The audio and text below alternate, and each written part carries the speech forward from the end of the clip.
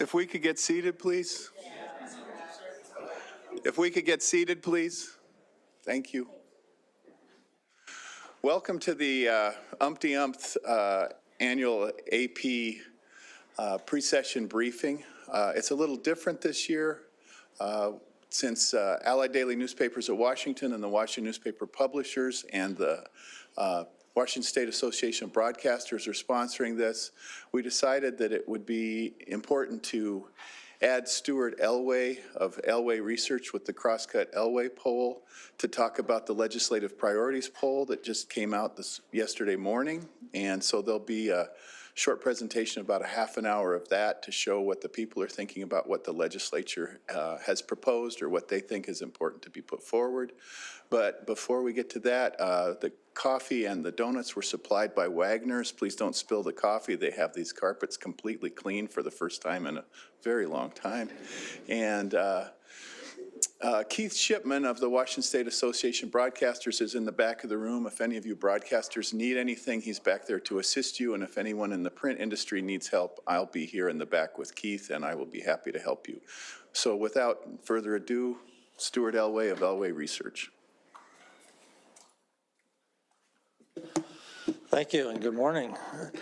This is the first time I've done one of these live in about 3 years, so we'll see how it goes. The poll we're going to talk about this morning, as was mentioned, is this one. It's an Elway Crosscut poll released this morning, actually. You can see all the details at crosscut.com. It's a survey that the Elway poll has been doing for 31 years now. It was completed last week with 403 registered voters. We use cell phones, landlines, text, any way we can find people, and ask them these questions. Margin of error is plus or minus 5%. And we've asked these questions, as I say, many of these over the years, and I'll show you some trend data as we go along too. But basically, it is a look ahead to the year and a look ahead to the legislative session from the point of view of Washington's voters. So this is our sample profile. This is who we talked to. I won't go through all of this, but I'll note the map up there with the regions that divide the state into. So 21% of our sample comes from, it lives in eastern Washington, 17% in North Puget Sound, essentially Snohomish to Whatcom, 29% in King County, and 10% of that is Seattle, or 10% is Seattle. 16% in Pierce, Kitsap counties, and then 17% in the far west counties. So that's who we interviewed. I will call your attention to the party identification number. 40% of our respondents said, the question is, if you had to register by party in Washington State in order to vote, would you register as a Republican, Democrat, or Independent? 40% said Democrat, 21% said Republican, and 38% were either independent or no answer.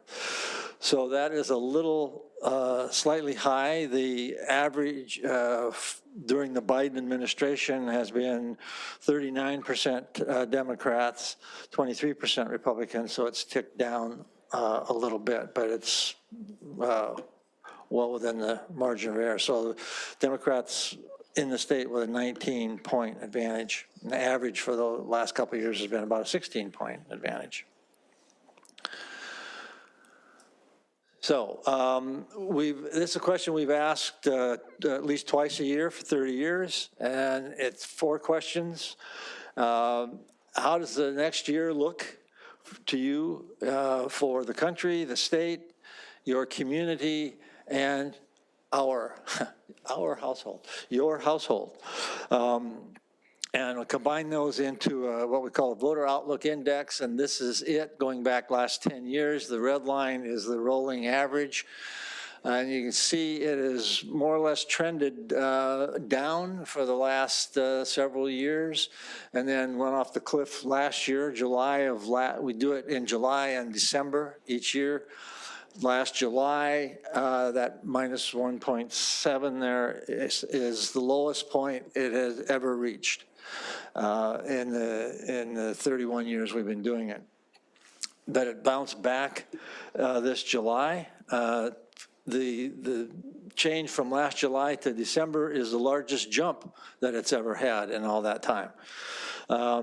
So for three of the four components, country, state, community, and your own household, more people said things were looking better than looking worse for the next year or so, for all four. Last July, all four of those were underwater. More people said things were looking worse.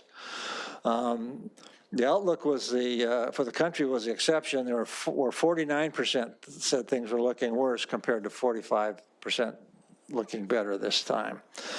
The greatest improvement was in one's own household, where the optimistic outlook rose 35 points from last July to December. Apparently they don't know this recession's coming. Democrats were much more optimistic. They scored a 2.7 on this scale. Republicans scored a minus 3.3. They were the most pessimistic, and independents were in between.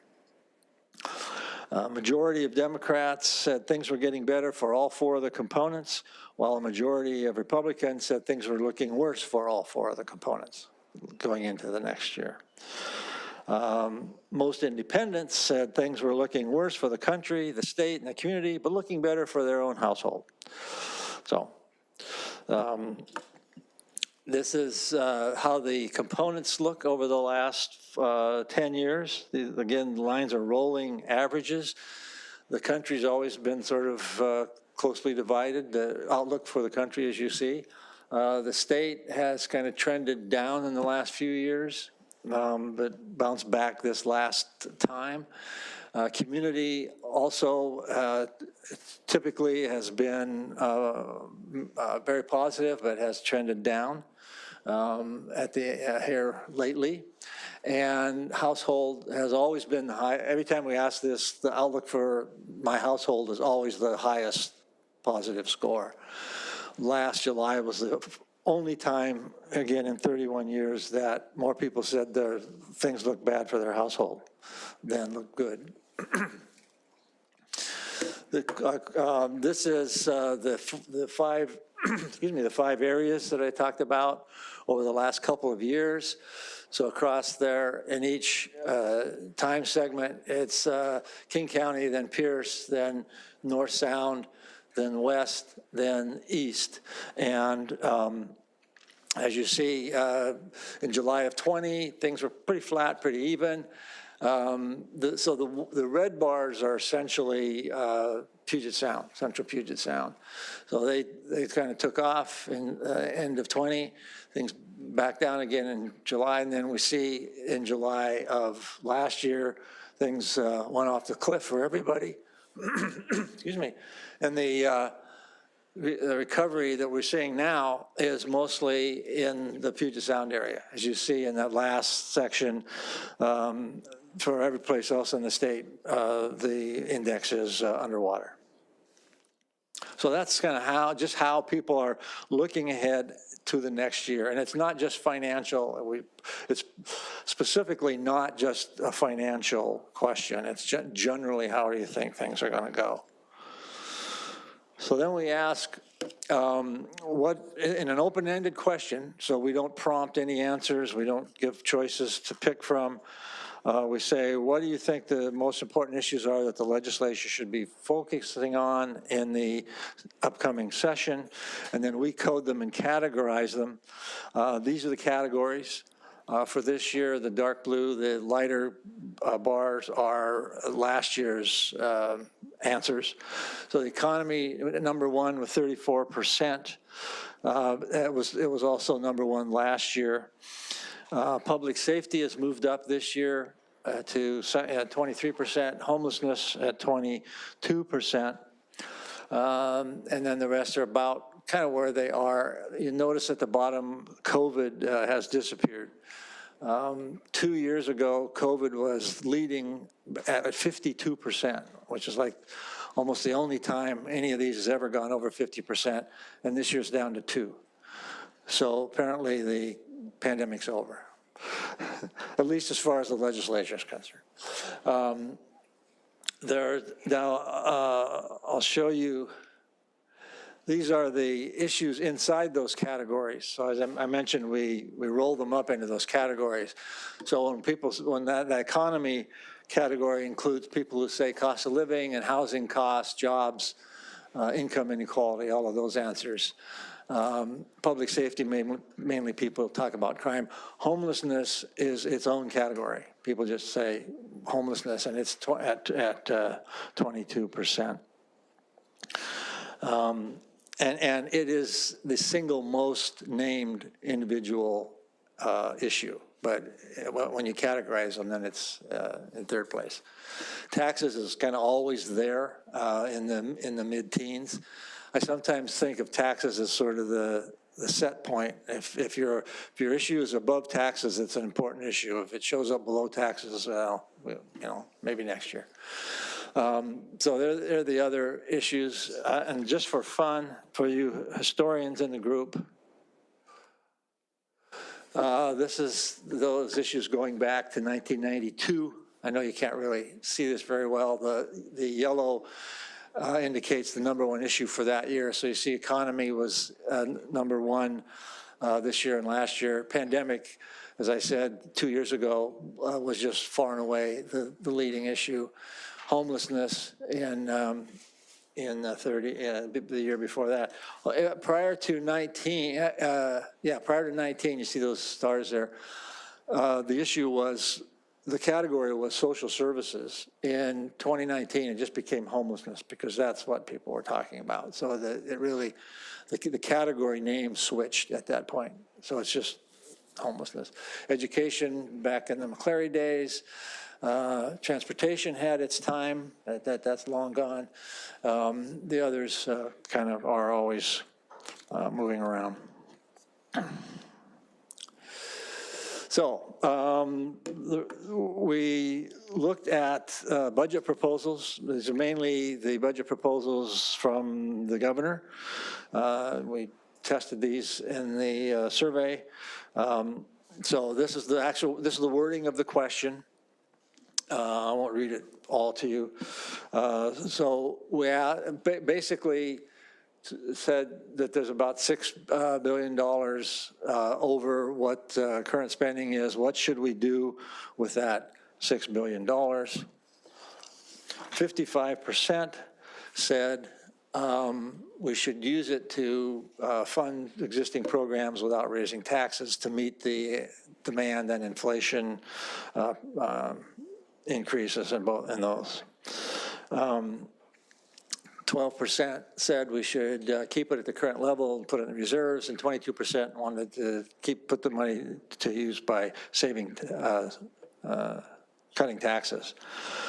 72% of Democrats wanted to use it to fund programs as opposed to 40% of Republicans.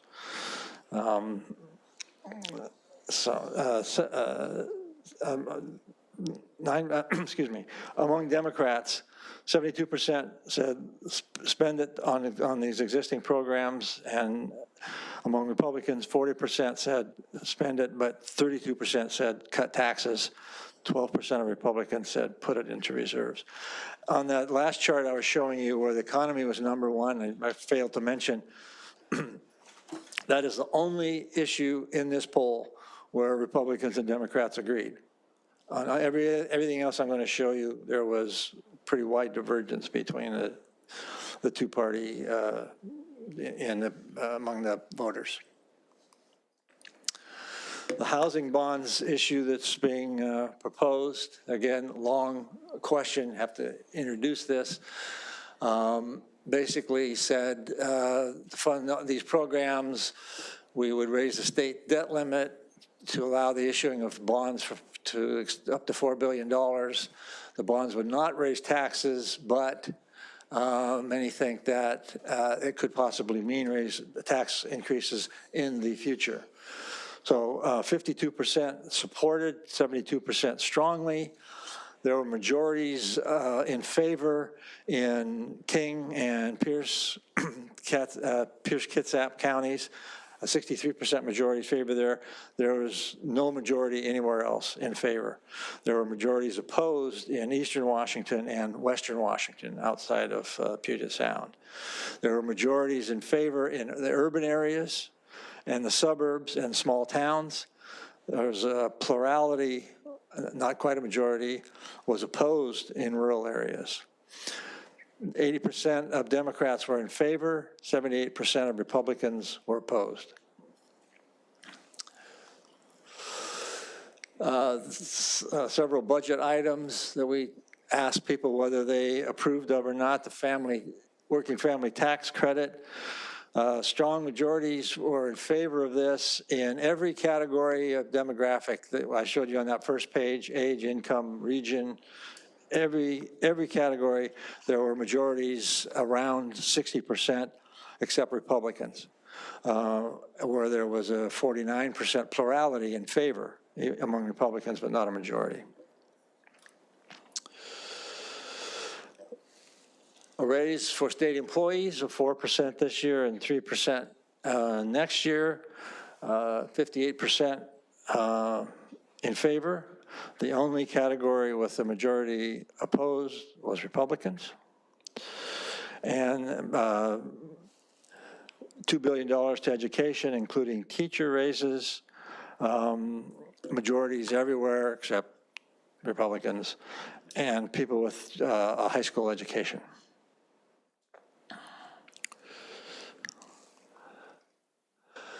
A few non-budget proposals. Electric car mandate, 54% were opposed. And support for this was inversely related to population density. That is, 53% supported this in urban areas in the state, and it went down to 42% in the suburbs, 38% in small towns, and 32% in rural areas. 64% of Democrats were in favor, and 85% of Republicans were opposed. Creating more housing by mandating zoning changes, essentially eliminating single-family zoning in towns of over 6,000. Cities of over 6,000. Pretty split, but plurality opposed. It was favored in central Puget Sound. It was opposed everywhere else. It was favored by a slim majority in urban areas. It was split in the suburbs. It was split in small towns, and strongly opposed in rural areas where it wouldn't affect them. 62% of Democrats were in favor, 71% of Republicans were opposed. And then finally, getting through this quickly, ban on semi-automatic weapons. You might be surprised to find this is a contentious issue. 56% were in favor overall, but note on the ends of the bar, this issue had the most entrenched opinion. That is, there were significant numbers holding strong opinions at both ends of this scale. 39% were strongly in favor, 30% were strongly opposed. And as you know, here, people with the strongest opinions are most likely to make their voices heard. So as far as the public debate goes, this is probably a pretty evenly matched on the seismic value, but there's a pretty sizable support among the voters overall. In Eastern Washington, there was a majority in favor of this, but the strong opinions were even more closely even matched, 33 strongly in favor, 35 strongly opposed. 84% 25% of Democrats supported this ban, 75% of Republicans were opposed. So I was just saying it'd be a contentious issue. So that is a quick look. There's much more and more details. And if you access it at crosscut.com, read Joe's story about it this morning. It also links to the top line and all the crosstabs. You can get all of the detail through Crosscut. So that is it for me. Is there any questions? We'll take a couple, I guess. I got a couple minutes. All right. Yeah. I have a question. The folks that you interviewed, it looked like 30% of the folks made over $100,000 a year, and almost 50% of the people made over $75,000. Is that representative of the state of Washington right now? And how does that influence decisions and on how they feel about budget, spending, economy if they're making over $100,000? Well, it's not far off, and these are registered voters. It's not the general population, so it's a little bit different. And we don't actually have like a census data of voters on that question.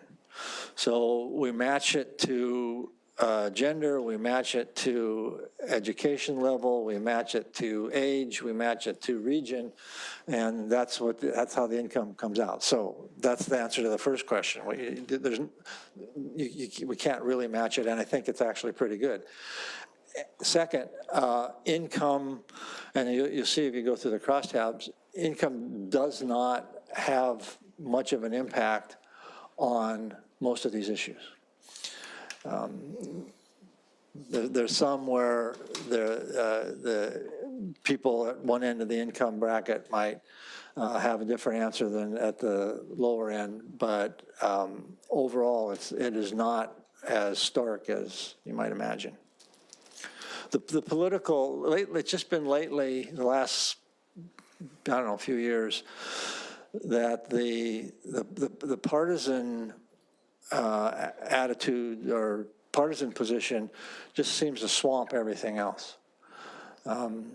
People make their decisions more by party. Now, I was joking with Mike earlier, when I started doing this, which, of course, you know, Washington was a territory in those days, I could do an accurate survey on like the governor's race or any of these races and just name the candidates and not name their party. Now I think I could probably be pretty accurate by naming the party and not naming the candidates. And we've just come to that kind of a position. Yeah.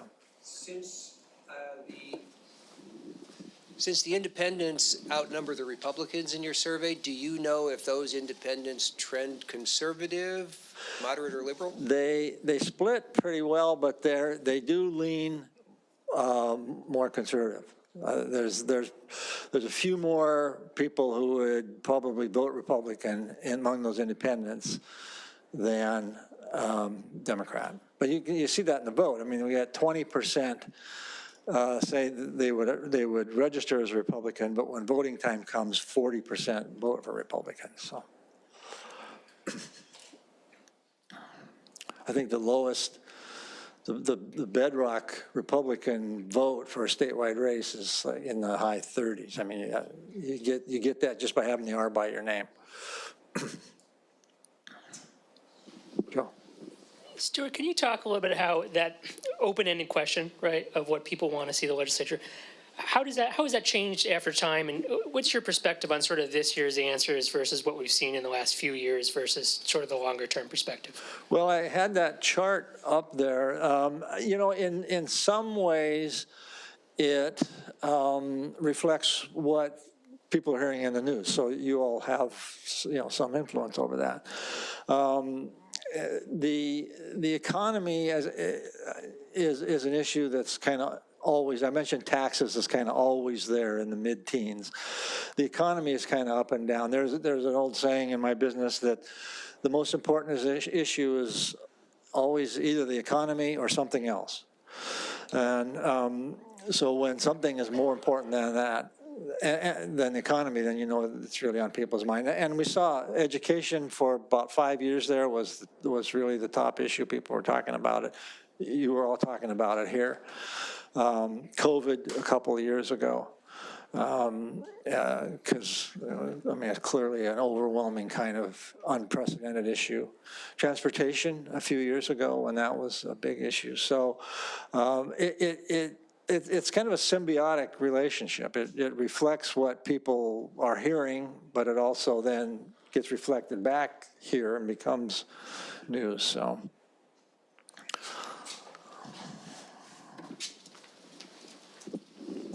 This is the last question. On the voter outlook stuff, it looked like it was starting to separate more between the regions as it's gotten closer to now. Do you have any ideas about why it's starting to split more on those lines? Well, yeah, I think, as I say, I mentioned that it's specifically not an economic question, but I think people's sense of their economic well-being and so on factors into that, particularly at the household and community level. And the Puget Sound area has just been booming more, and the rest of the state has not. We've seen, and one of the things we've seen, and that separation has sort of always been there, and the last few cycles it started to show up in the vote, where that Western Washington area has started to send a lot of Republicans to the legislature in the last few years that they didn't do before. What the hell is that? So that's it. Thank you. Thank you, Stuart. If we could take a quick 2-minute break and get the leaders up here. Laurel, if you could get Laurel Demkovich is going to be moderating the next panel. Laurel of the Demkovich of the Spokesman Review. If the leaders could come up to the rostrum here, and Laurel, if you could put your panel together, that would be great. Thank you.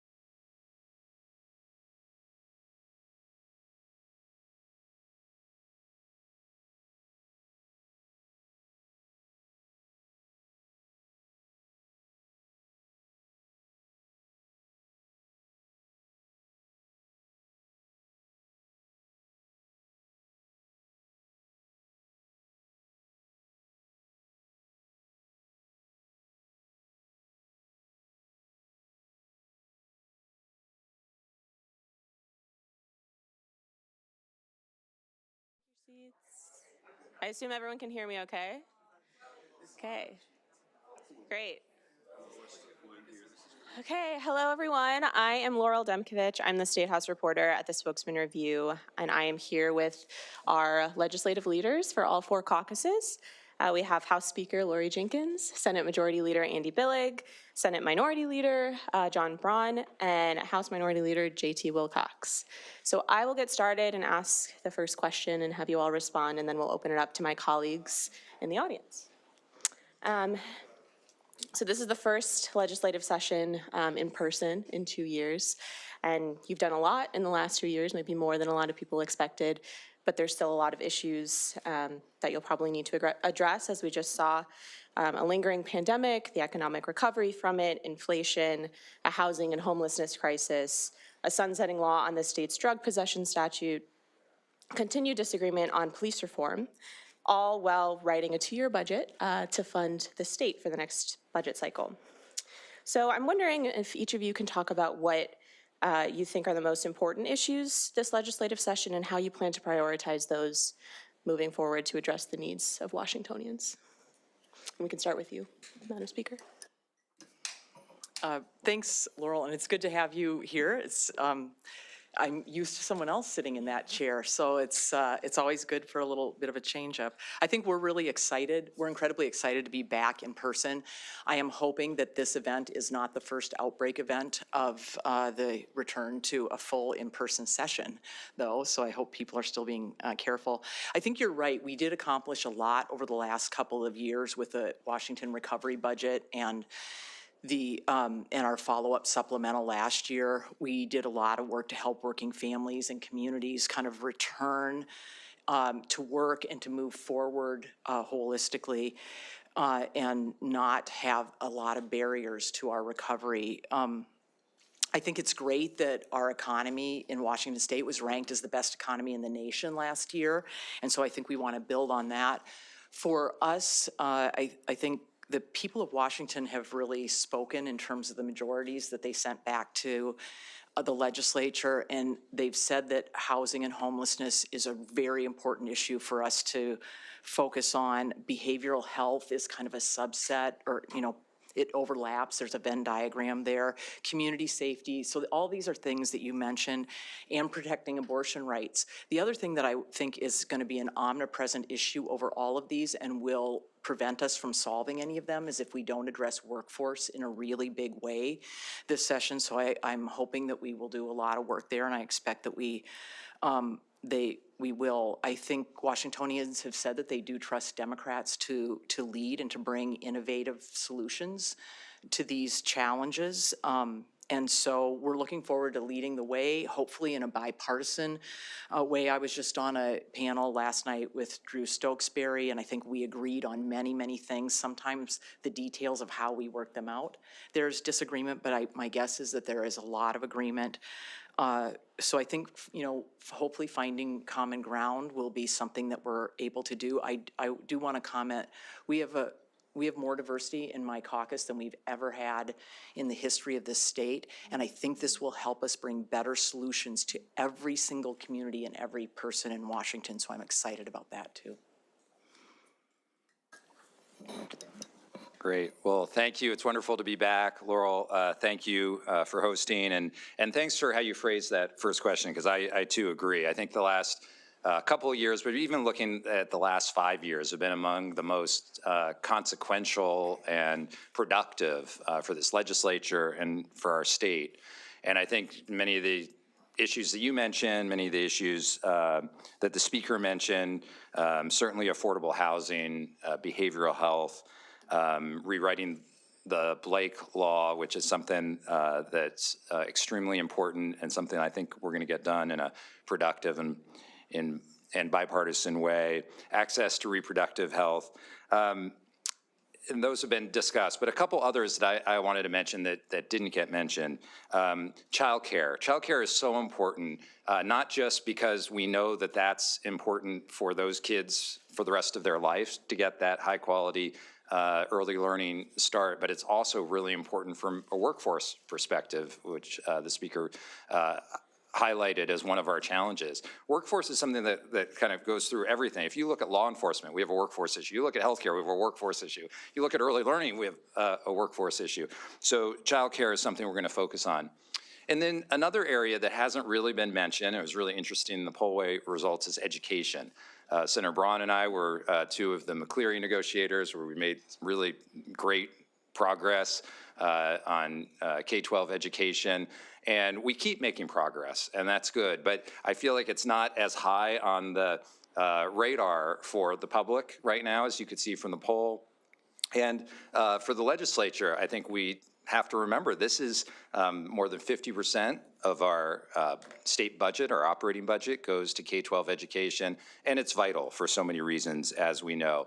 So some areas in education I think we're going to be looking at, in addition to early learning, are special education, and continuing the student supports that we've already been working on with counselors and school nurses, school psychologists, to make sure that kids have all of the support they need to be successful. So I'm really optimistic about this session, about the future of our state. Look, we got a lot of work to do. There's still people struggling, but I think we've got a bright future. Well, thank you. It's a pleasure to be here, and I certainly appreciate the comments from my colleagues. And I would say, when we talk about the top issues around the state, they really haven't changed. There's still public safety, and we've talked a little bit about the Blake decision. We need to work on the pursuit bill. There's still affordability. The cost of food, of gas, of housing, of childcare are frankly unaffordable for many Washingtonians today. And even if they could afford it 6 months ago, just barely, today they probably can't because of inflation. And they probably got a raise in there, and they still can't afford it. They're living on credit. This is a real problem. And then education, and whatever the polls say, this is a huge, important problem. There's both a immediate problem with learning loss, and there's a long-term structural funding problem that we're falling behind yet again.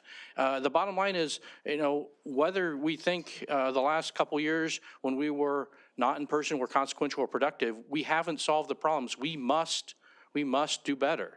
Whether it's the dying dreams of home ownership in our state, if the chance of you owning a home in our state are significantly lower than they were only a few years ago. The deaths of despair. Right now, if you are under 60, your second leading cause of death is overdose. We got to do better. If too much crime, we're at 25-year highs. Education. 1 in 3 students is failing in reading and math.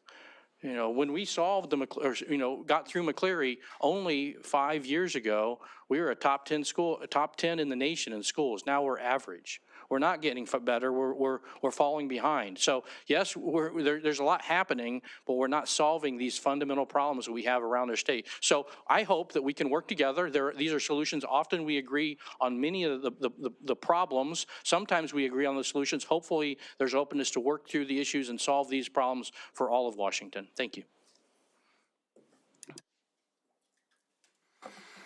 Well, thank you so much for being here, Laurel. Good to see you, and all of you in person. It's hard to believe that a politician would say this about the press, but I'm really happy to see all of you again.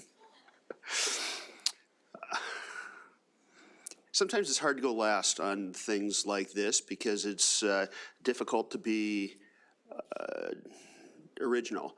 But I've got, I think, the strongest caucus that I've ever been a part of. And I'm going to highlight a little bit of what the House Republican Caucus is going to be doing to address the problems that have been eloquently outlined so far. First of all, to go back to workforce, it doesn't really show up as much in polling, but there's probably no more widespread problem in our economy and also in the function of government and in education than the fact that we have had so many people drop out of the economy, and we are struggling with workforce shortages, both in terms of quantity and quality, in every facet of life. If you are involved in business, you know that staffing is probably the most critical problem that you have. If you are a consumer of products from the private sector or even the services of the government, you have witnessed firsthand the fact that neither sector has been able to fulfill their promises to you in the way that they have done in the past. And so I think that is the place that we have to concentrate when it comes to the economy. And one of the things that changes that we made in the House Republican caucus this year was moving a very high-quality leader, Alex Ibarra, to the Higher Ed and Workforce Committee. And one of the reasons that I did that is because the only growing part of our workforce is our Hispanic workforce. And Alex Ibarra grew up as part of that sector of our economy, and his roots are still deep in that arena. Every single time I talk to someone involved in training, I ask them if they have an outreach program to reach Hispanic youth and make sure that this part of our economy is able to access all of the training opportunities that other groups can and are so necessary to our future. We've heard a little bit about housing, and unfortunately, housing solutions, I think, have become the most ideologically driven debates in this building over the last few years. That's unfortunate, because when that happens, you accomplish less. After that bad experience of the last few years, it seems like House Republicans and Democrats, and I'm sure this is happening in the Senate too, are coming together with some major efforts. They've made some personnel changes over in the Democratic caucus, and we are sticking with our thought leader in this, Andrew Barkis. And he is partnering with Democrats to find as much common ground as we possibly can to make sure that we address all of the roadblocks that make it hard to add to our inventory of housing. I think there's still going to be divisive issues. One thing that I hope happens, in the minority, you learn quickly that you don't control the agenda, so I hope that our colleagues in the majority will do this. When we have so much in common, let's address the things that we have in common that will solve problems for people in Washington first. If we have to do the ideology, we can have those arguments later, but let's make sure that we accomplish things that are important first. Last, I agree with others that have talked about education. I think there's a crisis coming. It would be hard in the private sector to deal with declining demand or even flattening demand. And we are seeing in our school systems declining enrollment. That's going to end up becoming declining revenues as well. The additional funding that was available because of COVID has masked that problem, and we agreed that we had to provide resources to make a transition. But we have got to address both the quality problem and also the fact that for whatever reason, more and more people are deciding that they don't want their children to be part of the public education system. And so I've made a major change in our approach there as well. Representative Skylar Rood, someone who has been in the forefront for our caucus in terms of thinking about how do you reach out to every child in Washington, regardless of their circumstances, is going to be our education lead this year. And I'm looking forward to a lot of bipartisan agreement with Skylar in that position. Thanks. Thank you all. And now I'll open it up to my colleagues in the audience who I know have many questions. So feel free to raise your hand and I will call on you. Go ahead, Jill. Could you describe in more specifically what you mean by the ideological differences between Republicans and Democrats on housing policy, and in particular, how you see that playing out in the governor's proposals? Can you also say who you are? Sorry, Jill separately on him. Yeah, I think I don't know enough about the governor's proposals yet to have an educated opinion.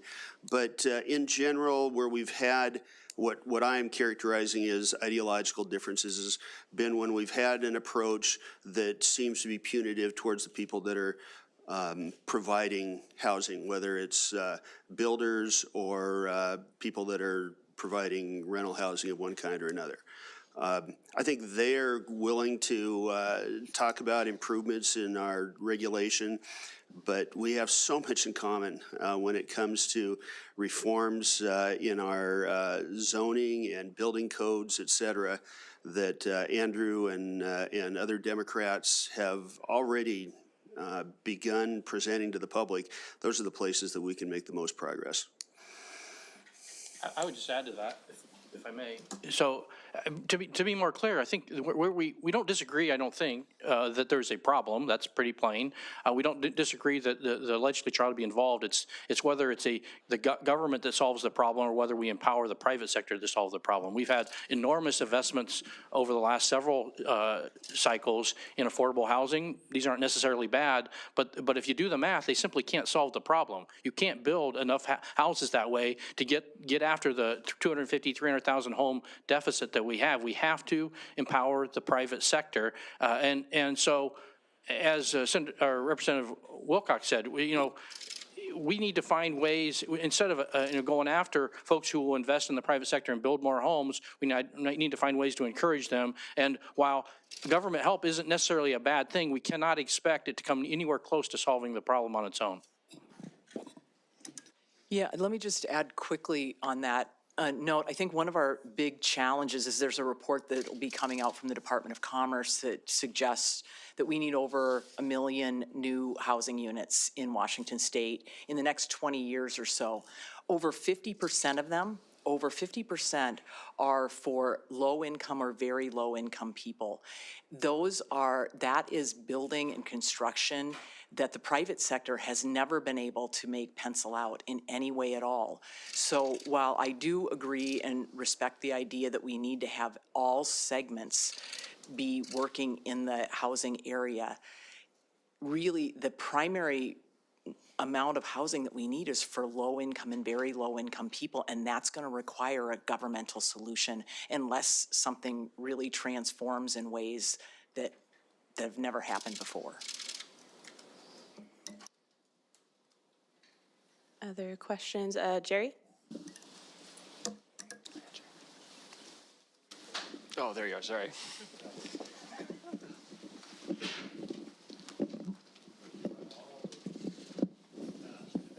Jerry Cornfield, Daily Herald. I'm intrigued by how many of you mentioned workforce, so maybe this question's for all of you.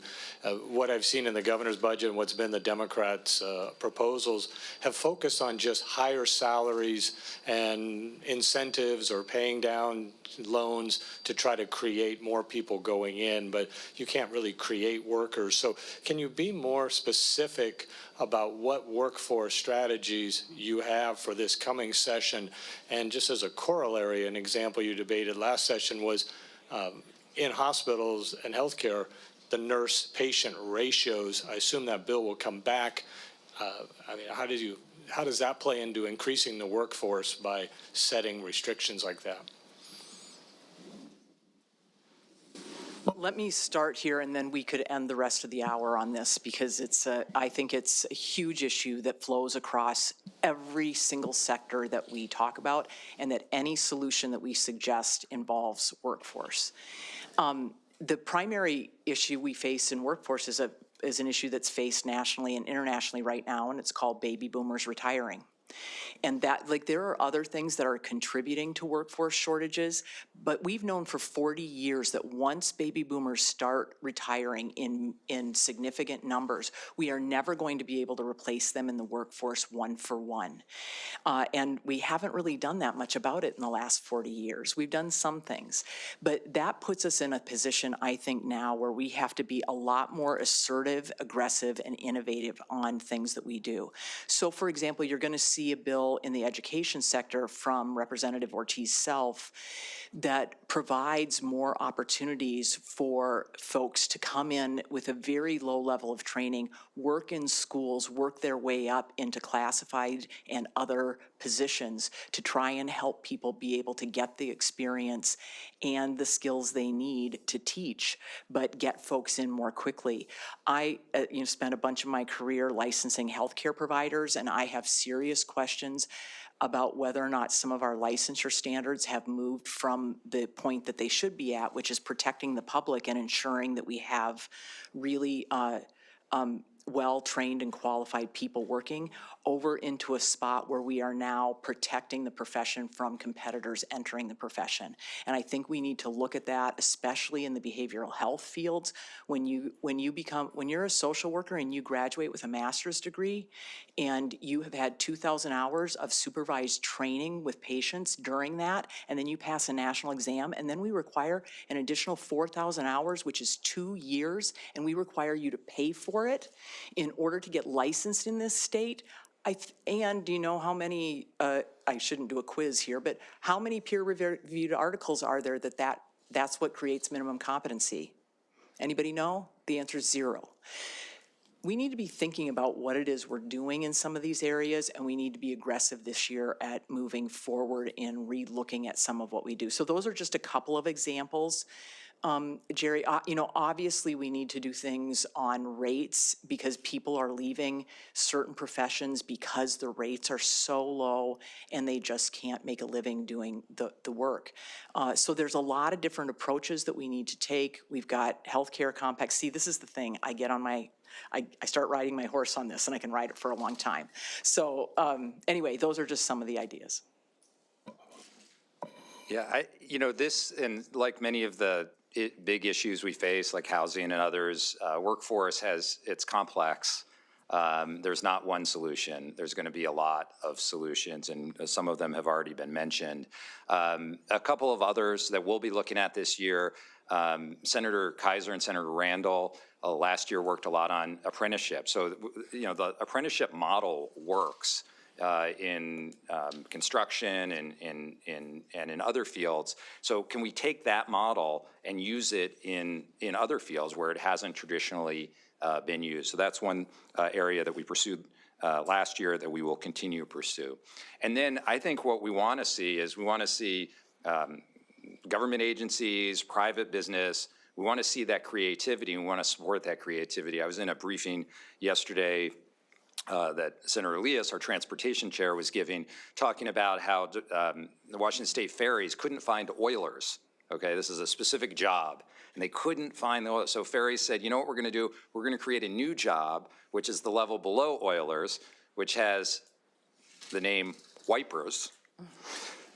I think we can work on their marketing of their job titles, but good idea. They created a new job called the wipers, which is a level below, which is essentially somebody that cleans up in the oil room. And the idea, the sole reason they created that job, the engine rooms will be cleaner, but really the reason they created that job was to create a pipeline so that they could get people who weren't skilled enough for the next job, work with them for a little bit and get them in line. So we just have to rethink how we're doing this. We have a new problem. We need new solutions. And I'm really encouraged, just 2 examples of getting creative. And we need everybody across the state to do that. And then we as the legislature need to say, we're going to support these ideas. I think the ideas on behavioral health in particular are really important because that's an area where we hear of workforce shortages in even dire ways. But I've never quite seen an issue that goes across every issue, or it doesn't matter who you talk to, from law enforcement to childcare to healthcare to the ferries, talking about workforce shortage, people that run minor league baseball teams. I mean, it's everywhere, workforce shortages. So I'm glad we're talking about it so much, and I think we're going to make progress this session. Yeah, I just add a couple things. One, certainly it is a challenge whether you're a state organization or you're a private business. It's a challenge to find and retain workers. It's also a great time to be employed. You have the opportunity to push for the type of job and the type of compensation you think is fair. And I think that certainly puts pressure on businesses and other organizations. But that's a good thing, and we should celebrate that. I'd second the comments by the speaker. The idea that we should work on licensure restrictions is absolutely the right thing. We have to stop. We have to ensure safety, certainly, but we don't need to protect an industry. And there's some good examples out there that maybe we can work on. The idea that we could bring a compact compact, or join the compact for our nurses and allow nurses from outside the state of Washington to come into Washington. I think it's a good thing. It's been controversial, and I think there's opportunity there. Another maybe more simple example, again, it's kind of similar to what the speaker said, is our mental health professionals. We know we have a shortage in mental health professionals. Right now, it requires a master's degree. It used to be a bachelor's degree and 5 years experience. Why don't we go back to that, at least for a period of time, to help fill that workforce? There are things like this across the spectrum where we could do a better job of getting folks in, and whether it's a permanent solution or a temporary solution to try to get people into professions. I think the examples of the Wipers and the Oilers is also a good one. We have to look broad at how we get after this, and we have to be broad in our solutions. Another one I'd second is apprenticeships. I think you have strong bipartisan support for apprenticeships. Now, we sometimes approach it in a different way and with different restrictions, and we need to work on that. But there's a lot of opportunity here. The one thing we can't do is sit still. And the last thing I'd say is, comes back to something I said earlier. We're kind of worried about the folks who are in the workforce right now. We also have to worry about the folks who are coming into the workforce in our public education system. We are not setting up our students to be successful in the workforce because we haven't addressed the learning loss issue that's been the result of the pandemic. We have to get after that, not just to solve today's problem, but to solve tomorrow's problem. Thank you. Well, I was also interested to hear that we have a job called Oilers, and my first thought is the governor watching, and I bet you they changed the name of that job description. Well, your question was about the legislation involving nurses, and the idea that if we have a workforce problem and it's long-lasting, as the speaker rightly pointed out, means that we have to be concerned with the ability of government and the private sector to be more efficient. And I think that defining ratios like that is the opposite of the way that we get out of this. Now, I spent about 4 hours recently with a nurse who I'm related to, and after listening to her, I understand that part of the problem is nursing has become such a difficult profession that it's far less attractive than it used to be. And so there's quality of life issues that have to be addressed, and I think they've got some skilled negotiators that can do that. But what the legislature has to do is do a lot less of specifying how many people have to be on a job and a lot more working on how can we do the things that are necessary in the most efficient and safe possible way. And apprenticeships are another good example of maybe being over-specific in how you do things. I spent a lot of time this year with the private sector unions, especially the building trades, and no one is more aware of the fact that so much of our workforce, especially our skilled workforce, is aging out. And they want their ranks to be replaced by new people as well. And what we have to do is make sure that we have the maximum amount of opportunity for young people or people wanting to change careers without getting so contentious in the political part of who exactly is running apprenticeship programs. And, a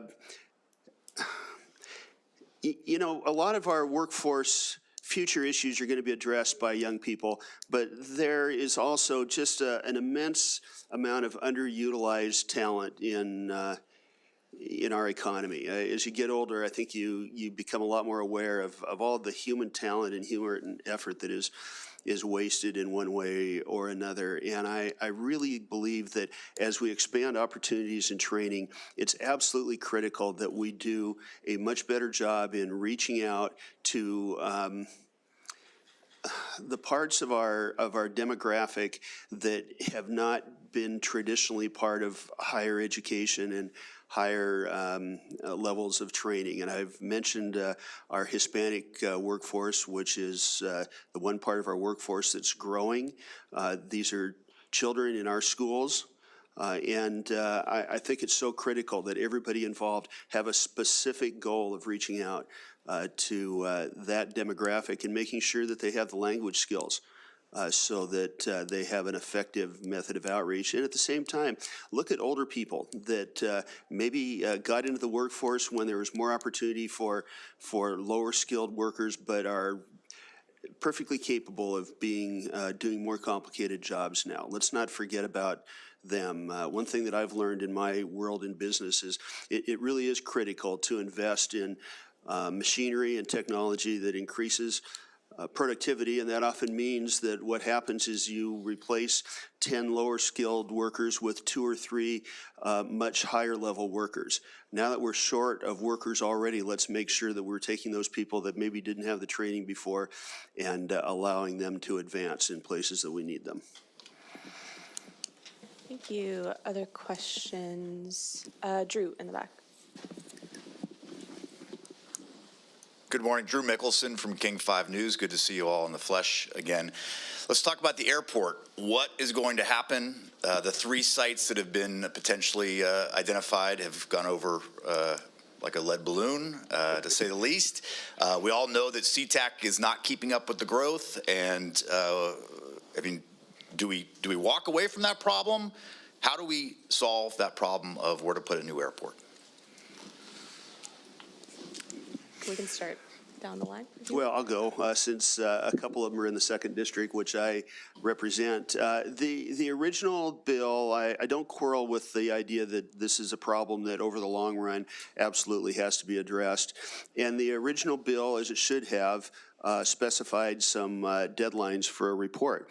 The bill was passed before we knew that the pandemic was going to be here and making a huge impact on the ability to do due diligence on sites. And that bill also included quite a few restrictions on places that you could consider that I think prevented a full review of all of the options.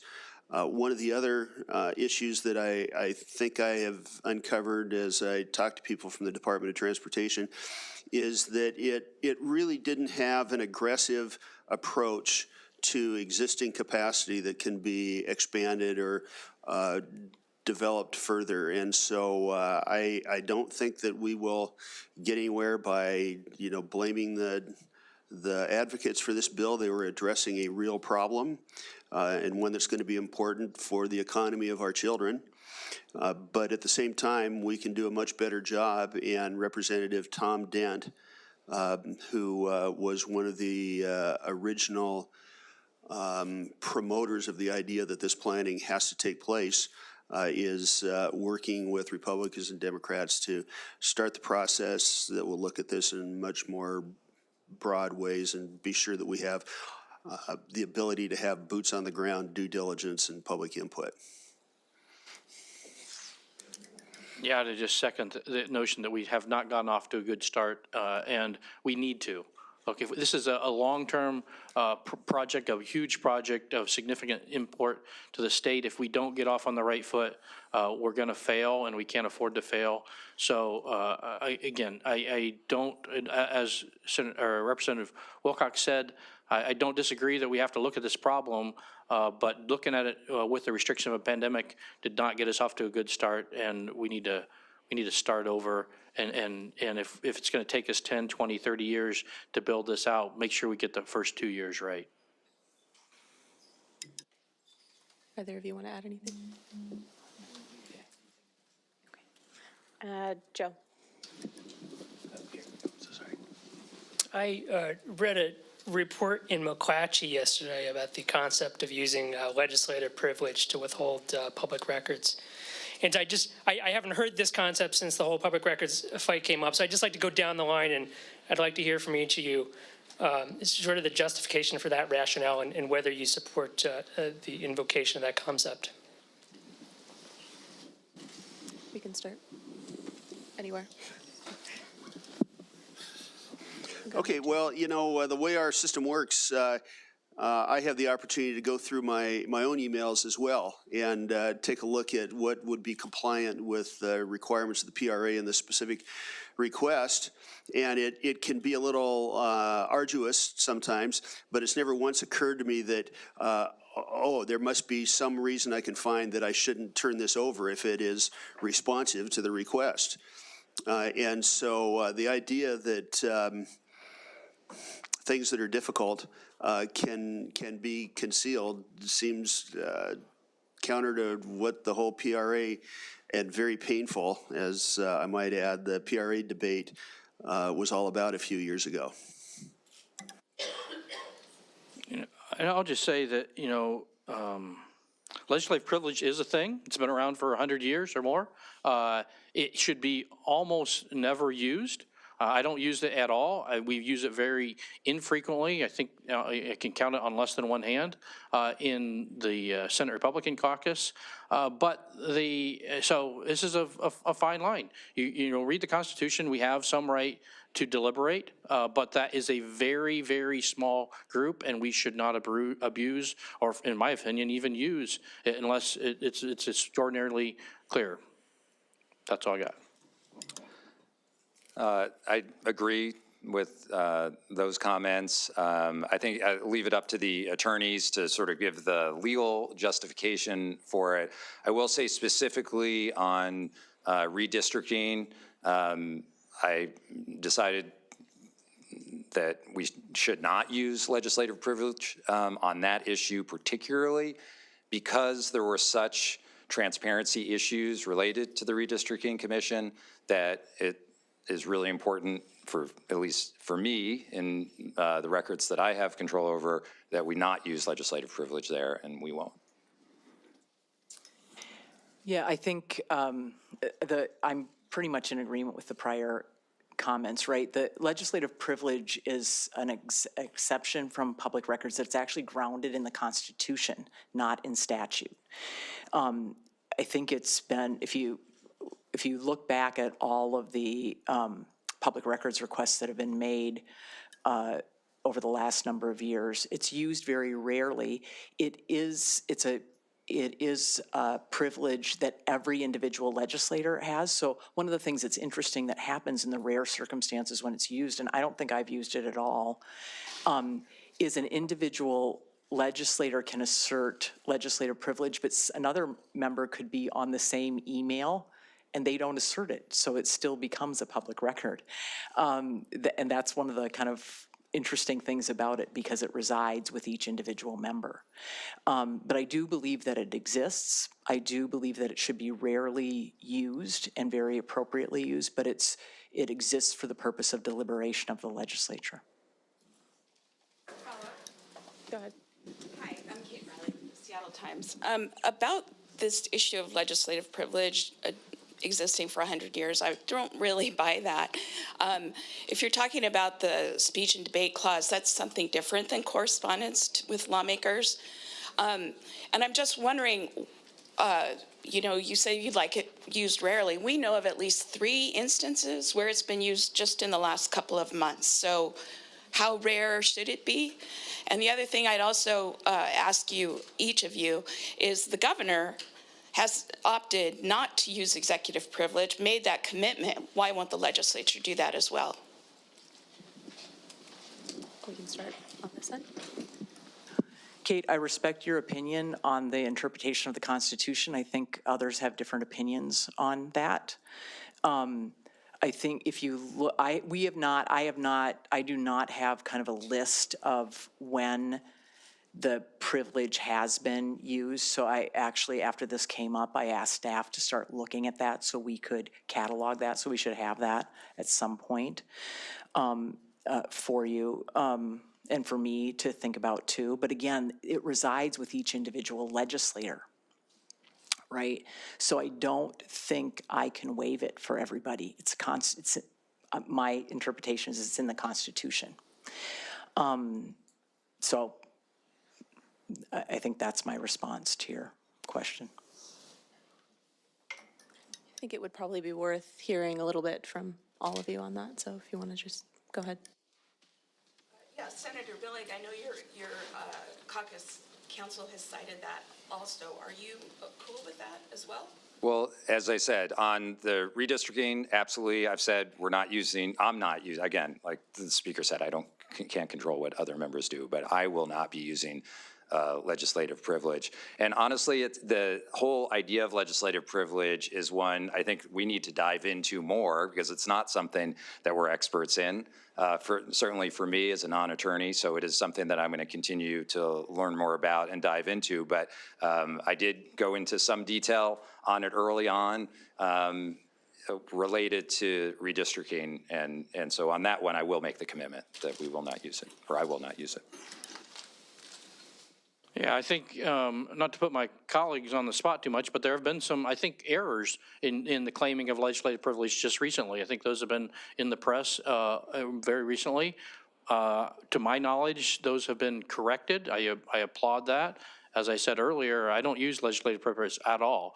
I'm familiar with it, have been familiar with it for a while, and choose not to use it. I know that within my caucus, it's been used very infrequently, and to the point where it's never restricted release of records. In a couple cases, it's meant the redaction of a few words. So I'm certainly committed. I think that we're doing what we should be doing to make sure that there is public access to records. I do think that we should insist on legislative independence from the judicial system. I think that's grounded in the Constitution, and we should defend that, but we should defend it on grounds that are solid and conservative and are valid, and that means we use it almost never, because it only applies very infrequently.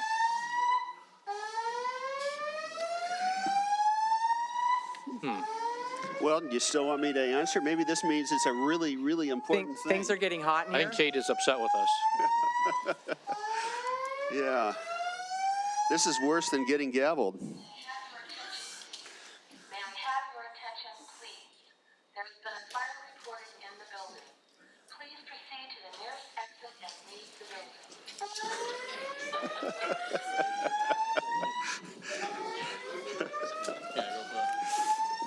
If anyone wants to know what I was really going to say,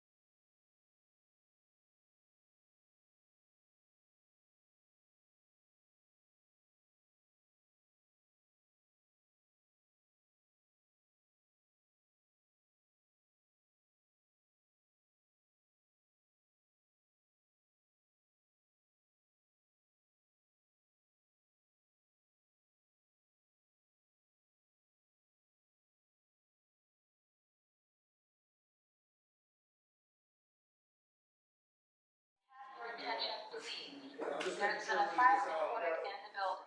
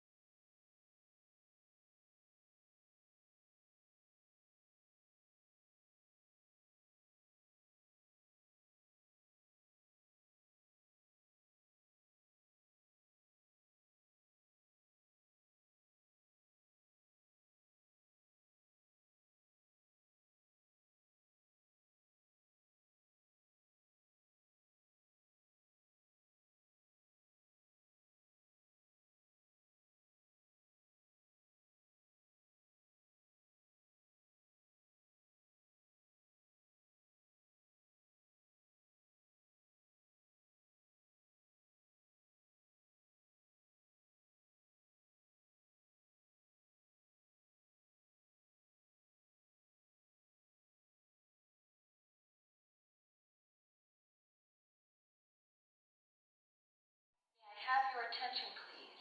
May I have your attention, please?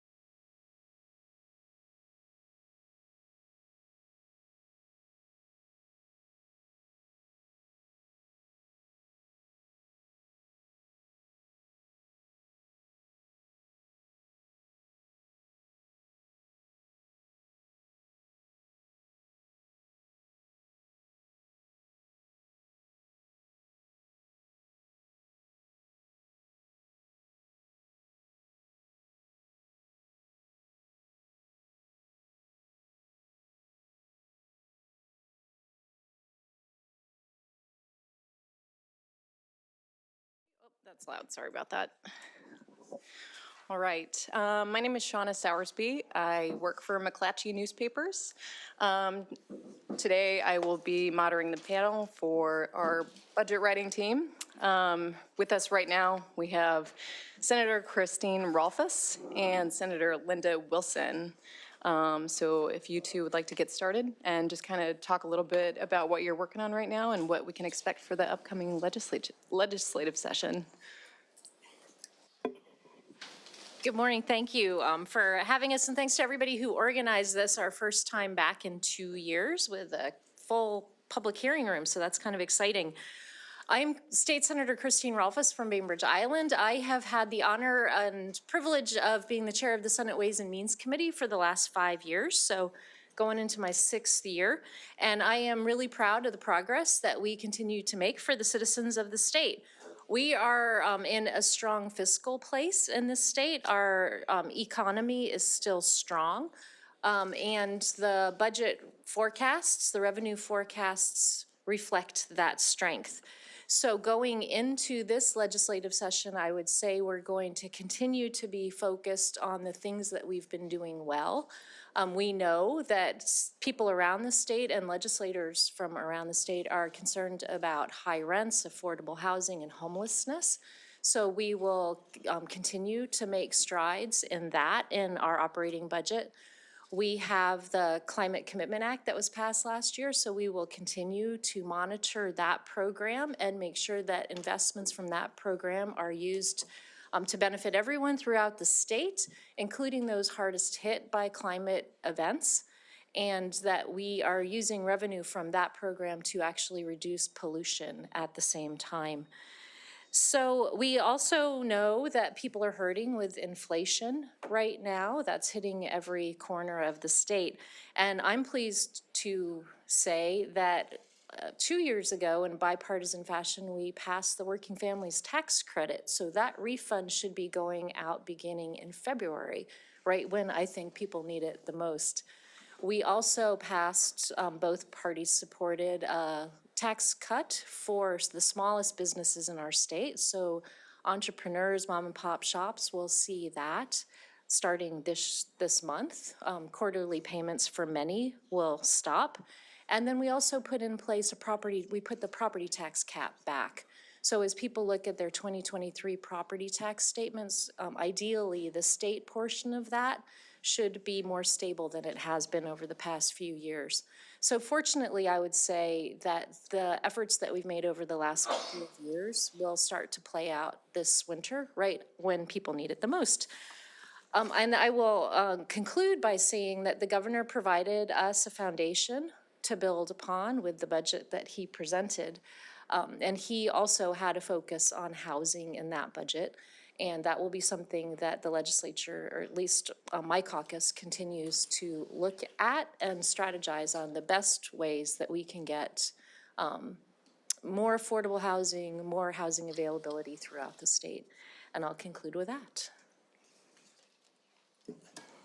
Well, thank you very much. So I am the ranking member on Ways and Means, and this is my 3rd year now, but many of you might not realize that because we've been doing this on TV. I've been playing one on TV for a while. I just wanted to go into the budget. I think as Senator Rolfes said, that our budget is in good shape right now. We enter into this with about $6 billion ending fund balance, and we have about $1.5 billion in mandatory costs, and that's net. So that leaves us with about $4.5 billion to work with. And that is certainly not the $15 billion that we had at the beginning of last year, but that's still certainly a lot of money. And I think that my caucus would put that toward tax relief. And we just saw a poll come out recently where economy is one of the biggest, or the top concern of us people in our state. And I think we should be pretty laser focused on that and what we could do to help make Washington affordable. So if you look at the rate of government spending in the recent years, and then you look at the wages of Washington workers, government wins they are way ahead of us by 3 times as much. So, and I imagine that in all likelihood, the Democrats are not going to look at the tax relief that we've been looking at. History tells us that. But so to that end, I have 5 critical issues that I would really like to look at, and I think that they're we can work on these collaboratively, and I don't think that there's no reason for these to be partisan. I think that we are all concerned about these. So I think the first one I would like to say is the dream of home ownership. Washington actually ranks 10th lowest in home ownership by percentage of population. And this is your American dream we're talking about here, and I think that we need to work toward that. I know that we still do have about 250,000 homes that we need to build. We need to get started on that. I'll also call the next one deaths of despair. We have an overdose tragedy actually in Washington state. If you are under 60 years old, it is the #1 killer in our state right now. It is something we really need to look at, and it's a very scary situation.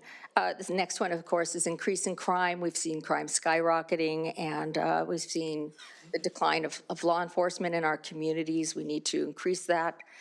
We've been concerned about that for quite some time now.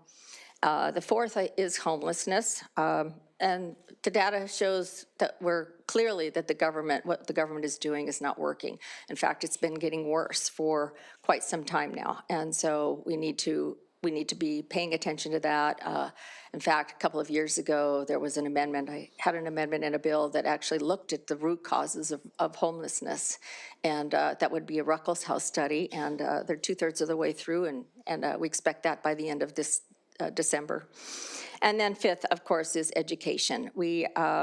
If you look at the national and the state assessments that have been taken for our children, it's a sad situation, and really since 2013, we have not been the best of the best. Since 2013, it's been going down ever since, and so we really need to look at that. I know that the people of this state have elected us to do the critical thinking, and look at the critical issues, and I hope that we can do this. It will make the state a better place to be, and I think that we can do this collaboratively, and it might be fun.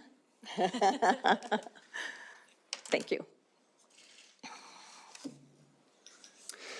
Good morning, folks. My name is Drew Stokesbury. I represent the 31st Legislative District in South King County and East Pierce County. I am also the lead Republican on the House Appropriations Committee, where I serve as the ranking member. Senator Wilson mentioned the growth of the budget. Senator Wilson and I both got elected to the legislature in 2014 together. With the governor's budget proposal of over $70 billion, that means that the state budget has doubled since the time we got elected just 8 years ago. I don't know very many families that have seen their household income double over the last 8 years. I don't know very many small businesses who have seen their revenue double over the last 8 years. Certainly that's not a perfect apples to apples comparison, but even when you adjust for population growth and inflation, the rate of government revenue growth and the rate of government spending growth has far outpaced the rate of personal income growth. So one thing that House Republicans and Senate Republicans will be working on this year, as Senator Wilson mentioned, is to deliver as much tax relief to the people of Washington as is possible. Washington was one of the only states in the country not to provide broad-based tax relief to its citizens over the past couple of years. Those ultra-conservative states like Massachusetts, New Jersey, New York, and California all found a way to do it. I think Washington should be able to find a way to do it as well. Senator Wilson alluded to the $15 billion budget surplus we had 2 years ago. We missed that opportunity to provide tax relief then, but we still have a $4-ish billion surplus, depending on how you count for this upcoming biennium. And so I think that tax relief for the working people of Washington is long overdue. I think House Republicans will have a number of other priorities as well. Certainly encouraging prudence and responsibility in the budgeting process is chief among them. We're in pretty uncertain economic times. Luckily, Washington State has one of the best economic forecasters in the entire country, and he continues to show that we have a viable non-deficit path ahead of us. But I think there's a lot of uncertainty and volatility in that forecast. And so I think Republicans will be advocating an approach that is cautious and ensures that if the bottom does fall out of the economy, the state is prepared for that, and the people who need services, who depend on the state, won't be caught up in that. We also recognize that the budget can be a tool for a lot of good in a number of other areas. One of Republicans' top priorities is keeping communities safe. There's a lot of policy changes that I think our members will be advocating for, but there is capacity for the budget to help in some of those regards, such as providing grants to local cities and counties to increase recruitment and retention efforts for police officers. We have a workforce shortage in a lot of industries. Law enforcement is chief among them, and keeping the people safe. If we want to keep Washingtonians safe, ensuring that local agencies have the staffing resources to do so is critical. We want to empower families. One of the most unconscionable things that the government has done in my lifetime is close schools for as long as they did. We have sentenced a generation of students, 3 of my own kids included, to a generation of academic stagnation. To a lifetime of academic stagnation. That is unconscionable, and the legislature ought to do everything in its power to reverse and ameliorate the learning loss that occurred when schools were closed and operating remotely.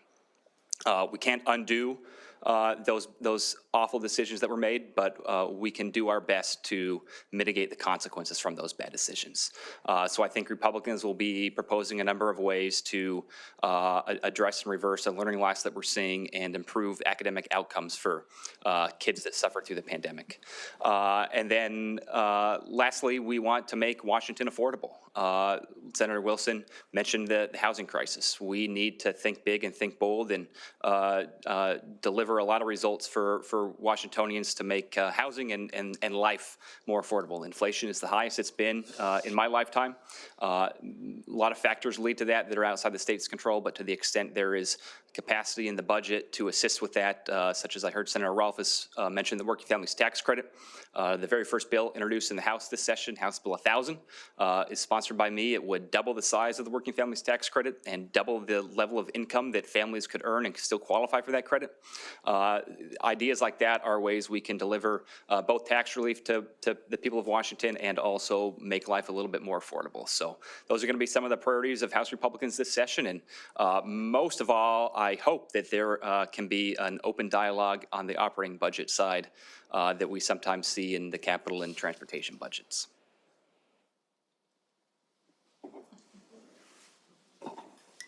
Good morning, and thanks for convening the panel. I'm very privileged to be here. My name is Tim Ormsby, Chair of the House Appropriations Committee.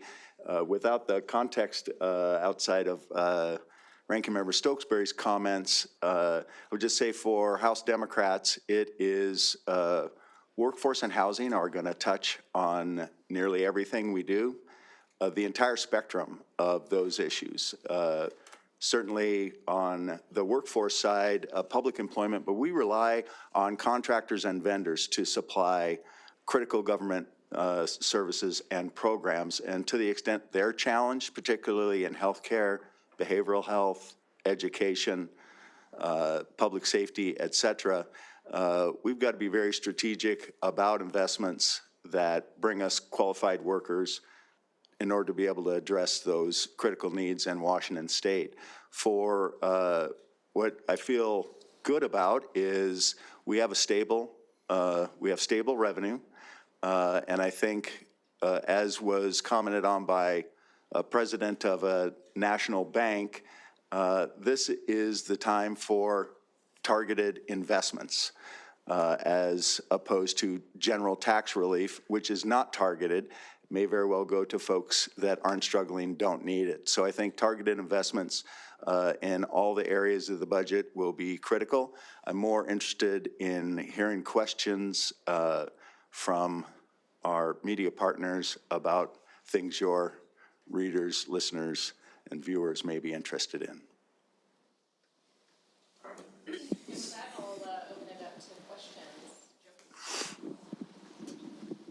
Hey, Joe Sullivan from Crosscut. Your counterparts in leadership and on the policy side will be crafting a solution on drug possession and drug treatment in the wake of the state Supreme Court's Blake decision. I'm curious from a budget writing perspective. Everybody wants to do more drug treatment. I can't imagine we have the infrastructure to do it now, and I've watched for years the legislature struggle to try and build out the mental health infrastructure. So as you're going to craft a budget this year, what are you thinking about in terms of bolstering the state's ability to give people a drug treatment and keep them out of the legal system? I'll start with that. We started investing in substance use treatment several years ago, and we've built into the budget, including the budget we have today, additional resources to step into it for the reason that you said, Joe. We knew if we threw $200 million at the problem, it wouldn't get solved because there's not a workforce. So we've been gradually building that up. To Representative Ormsby's point, the workforce is the bottleneck in the opioid treatment, the drug treatment world. And so ideas that will expand that workforce began a couple of years ago, and we'll continue to look at that. But from a budget perspective, it might be things like loan forgiveness or tuition assistance, or in some cases, it's a 2-year certificate, or not even, it doesn't even require a college degree. How can we help people get through that educational pipeline quickly and get those services on the ground? So that's something we've been cognizant of for the last couple of years. I would say, not necessarily directly in the budget, but over the course of the years, oh, that scared me. I'm like, not again. Over the course of the years, we have, now that sidetracked me. Licenses, right? So we want to encourage people from other states to come in and help us out here. So maybe therapists or psychiatrists, if we can lure them in from other states, and then maybe their license isn't so difficult to get here. So if we have the ability to make sure that they're qualified, but maybe not such a stringent. If they've been practicing in another state for like 25 years, they certainly should be qualified to practice in Washington State. So I think that that is really, we probably should really look at that even more than what we were doing over the course of the last several years.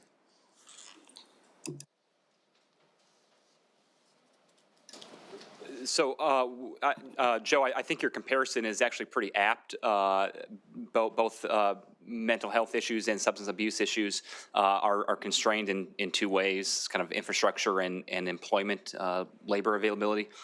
So I think Senator Rolfes is right that labor availability is really the big bottleneck, and almost no amount of money will solve that overnight. What I think the legislature was successful at doing with regard to mental health treatment, behavioral health treatment several years ago was no longer focusing on a 2-year budget period, but taking a little bit more longer-term look behind the scenes and budget writers getting together and collaborating in a pretty bipartisan, bicameral fashion at where we wanted the trajectory we wanted to see the behavioral health system go, not just over the 2 or 4 year budget period, but over a 10 or 20 year period.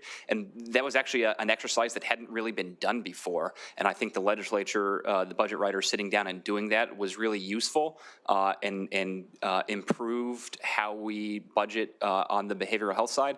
And so I would be optimistic and encourage my colleagues that that is a model that we should try to follow with regard to substance use. Certainly I have my opinions on the Blake decision and what should be done about that, but from a budget perspective, I think given there are these longer term constraints that prevent us from snapping our fingers and solving the problem in 2 years, we ought to make sure that we are taking a longer term look. We certainly can't bind ourselves in perpetuity, but we can write a budget that adheres to an informal longer term plan rather than just look at any 2 year biennium in isolation.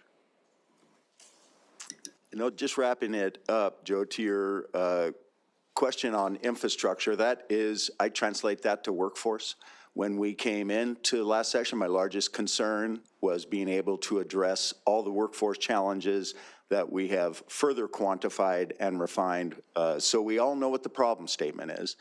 This is about being innovative, and I think having practitioners practice at the top of their license is going to be critical. I think there is a time gap between when we start, depending on licensure and other requirements, between the time we make investments and between the time those folks are in a position to address client needs.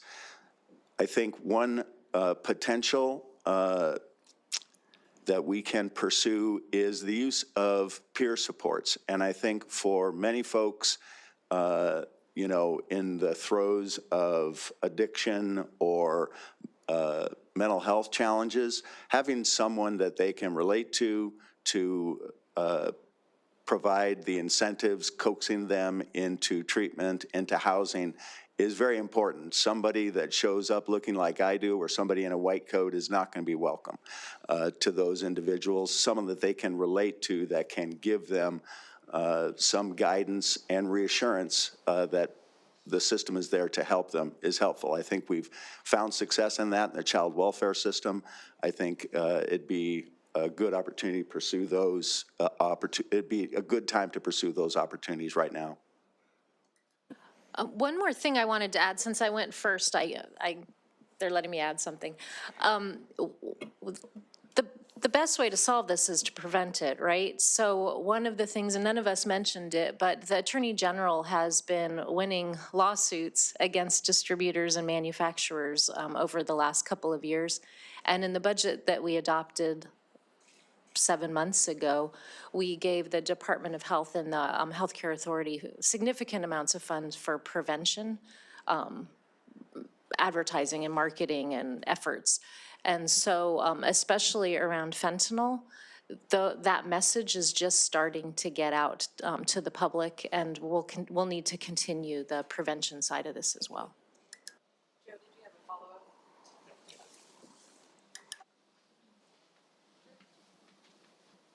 Am I going to? Me?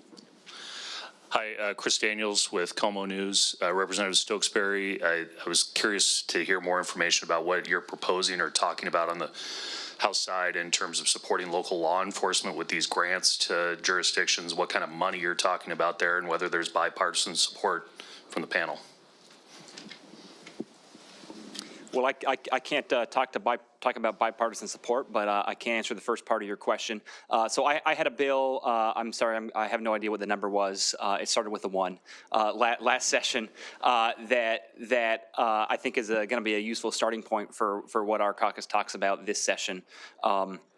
It would have essentially provided grants. I think it was about $100 million total to cities and counties to offer one-time signing bonuses to new recruits, with the caveat that they had to be either new to the profession or from out of state, because we don't want to encourage departments just poaching each other's police officers. And the same amount to departments to provide to current police officers to retain them, because that's part of what is fueling the problem, is that too many officers are leaving the profession because of some of these other policy changes being made. So I think that's a useful starting point. I have been talking with some other stakeholders. There's kind of an interesting idea, and there might be a bill already filed or soon to be filed on the Senate side that would provide, have to be careful how I describe this, but it would provide a credit of this, a sales tax credit to cities to fund some of these efforts. And the way that works is it would not increase the sales tax to the consumer. It would simply be a reduction of the state share that they credit to the locals. So it would work similarly to a straight up grant. It would just be run through the sales tax side of things, so it is, you know, scaled appropriately from jurisdiction to jurisdiction, but it would have the same ultimate effect, providing funds to local cities and counties to aid in recruitment and retention. So I would say ditto, because he just explained the bill that I was going to explain for the Senate side, and that will be dropped again. Senator Holy, I believe, is running that. I'll just touch on this. Those are two ideas. An idea that I hope will also be bipartisan is to expand training opportunities for law enforcement. Senator Lovick from the Everett area will be introducing a bill that creates a couple of regional training centers so that people don't have to travel to South King County for training, but can get it closer to home. And by the state picking up training costs, that takes a huge burden off of local government. So it's another way to get at this additional support to local government. So we'll have, sounds like we'll have a menu of options to choose from.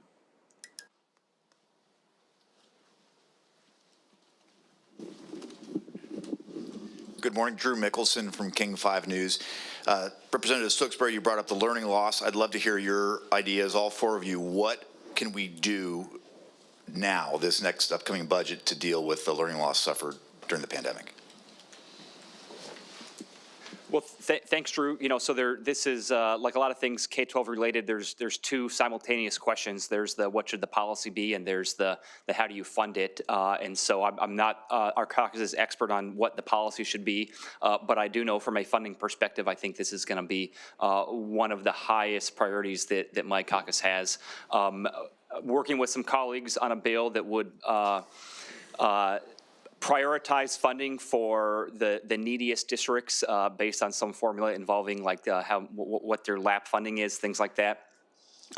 Would also encourage new funding to have accountability measures and also make sure that any existing accountability measures we have in place that sort of predated the pandemic aren't being thrown by the wayside. You know, I got elected right when the legislature was wrapping up its work on McCleary, and what I had been telling constituents, what I've been telling colleagues, is that the entire point of McCleary is not to send more money to schools just for the sake of sending more money to schools.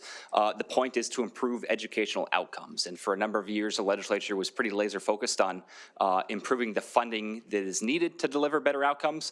But now that we have, you know, more or less done that, at least in the eyes of the Supreme Court, we need to be laser focused on obtaining results. And we took a huge step backwards. That was quite regrettable. But I think continuing to have that laser focus on results and outcomes is something that we can't let go of. So additive funding that is targeted to reduce that learning loss, I think, is going to be a big priority.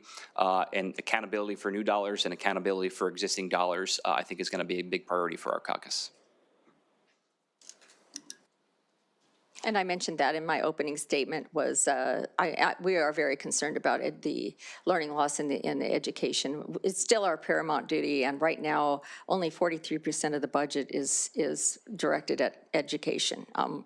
So, you know, a few years ago, back in 2017, it was over 50%. That was when we were running the budget. I am very concerned about that because we all know that the learning loss, especially at the lower grades, can create an economic hindering, I guess, to what you can earn later on down the line. I mean, there's been studies out there about that.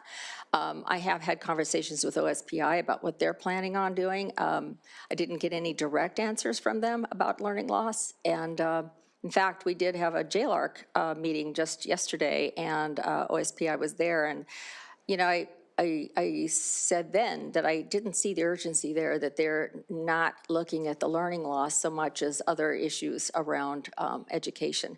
So we've got to get OSPI on board with really paying attention. There's reports that should have come out that haven't come out. They were required to be in a year ago, and they have not come out concerning this. And so my question is, why were they not done? Because this is huge for our kids. So, you know, I like what the House is doing. We would more encourage the money following the child. I don't know exactly how we can do all this, but it's certainly an issue. I know that specialized tutoring, maybe more funding for specialized tutoring, because that will get, that is shown across the country to be a good way to get them back up to the levels that they should be. Right now, only 1 in 3 children are at grade level, and that's not a good place for Washington State to be.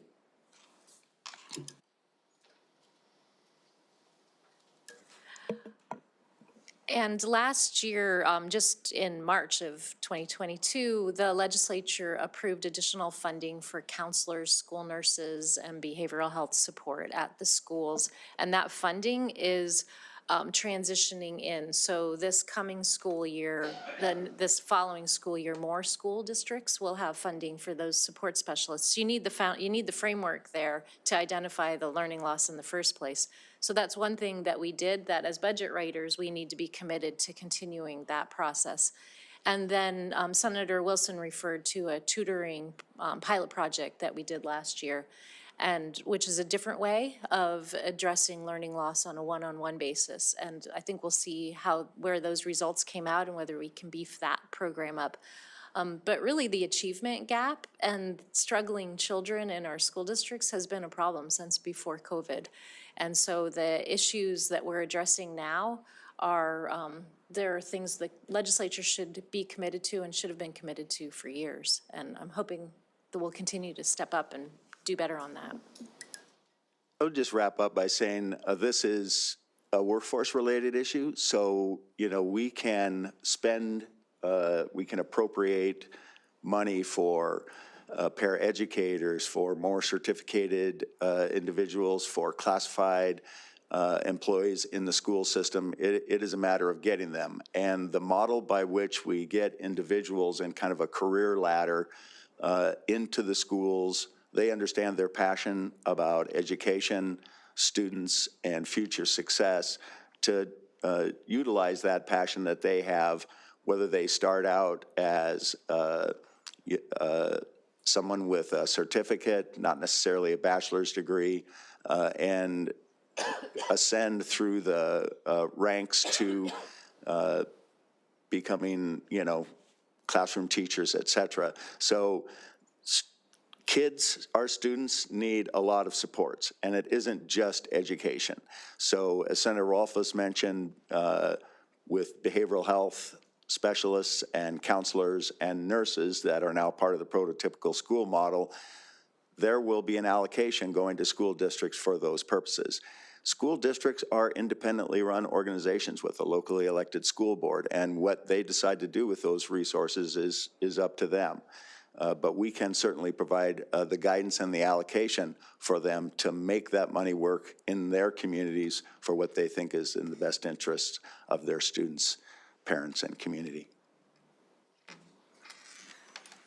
I know you said you were wrapping it up, but I've talked to, I now represent more rural areas in my district since redistricting, and I've had conversations with the rural school districts, and many of them we talk about allocations of the money going to them. However, when you allocate a 0.1 to a nurse, that's basically what is in the the way that it's distributed. 0.1 isn't going to do it for several schools out there in the rural area. So I think that the rural schools get left out. Clearly, children from across the state were affected by this pandemic with the closures of the schools, and as Senator Rolfes said, it has been an ongoing thing for quite some time, and so this really does need to be a laser focus this year.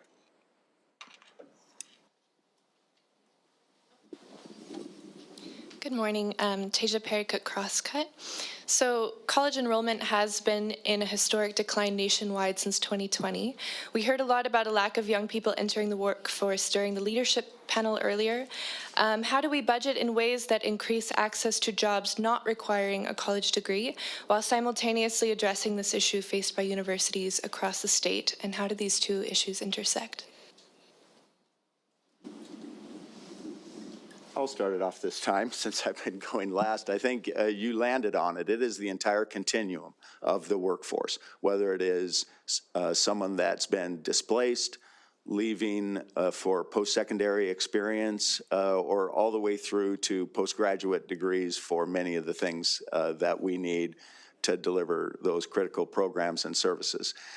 I am for what works. And I think we are going to have to do a little bit of experimenting about whether it is loan forgiveness, whether it is stipends for students leaving high school or leaving the community college system or whatever post-secondary education they've enrolled in, to make it easier for them to break through. It could be transportation. It could be childcare. Again, a workforce issue.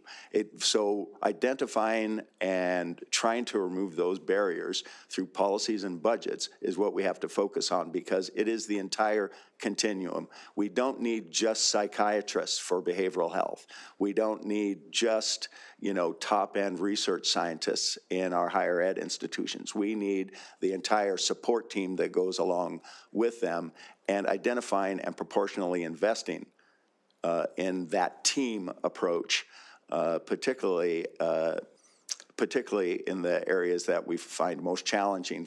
For the enrollments, college enrollments specifically, we have among the most robust, most rigorous financial aid programs in the country, and that they're being underutilized is a head scratcher. Not certain what's going on. So we have invested in marketing, in FAFSA completion, in other avenues that can increase those enrollments. There is always a lag and a gap between the time we make those decisions and write a budget and when they get implemented for us to see the results. It's frustrating because we have made that investment, but we don't see the results of that immediately. We will see what happens with enrollment specifically, but I think focusing on just bachelor and higher degrees would also be a mistake, where we're leaving behind a lot of other qualified individuals that can provide those supports for individuals that need it. I think I would agree with pretty much everything Representative Ormsby said, which is unusual, but I would also add one thing. Just as I mentioned in the context of K-12, we need to focus on student outcomes and students. I would also encourage my colleagues in the legislature, when we're talking about higher education and workforce training, that we focus on the kids and young adults and adults that we are training. Those need to be the focus of where we are directing our scarce resources. So we need to be funding the people we are trying to train, and we need to be funding towards outcomes. We don't need to be funding towards colleges per se or college administrators.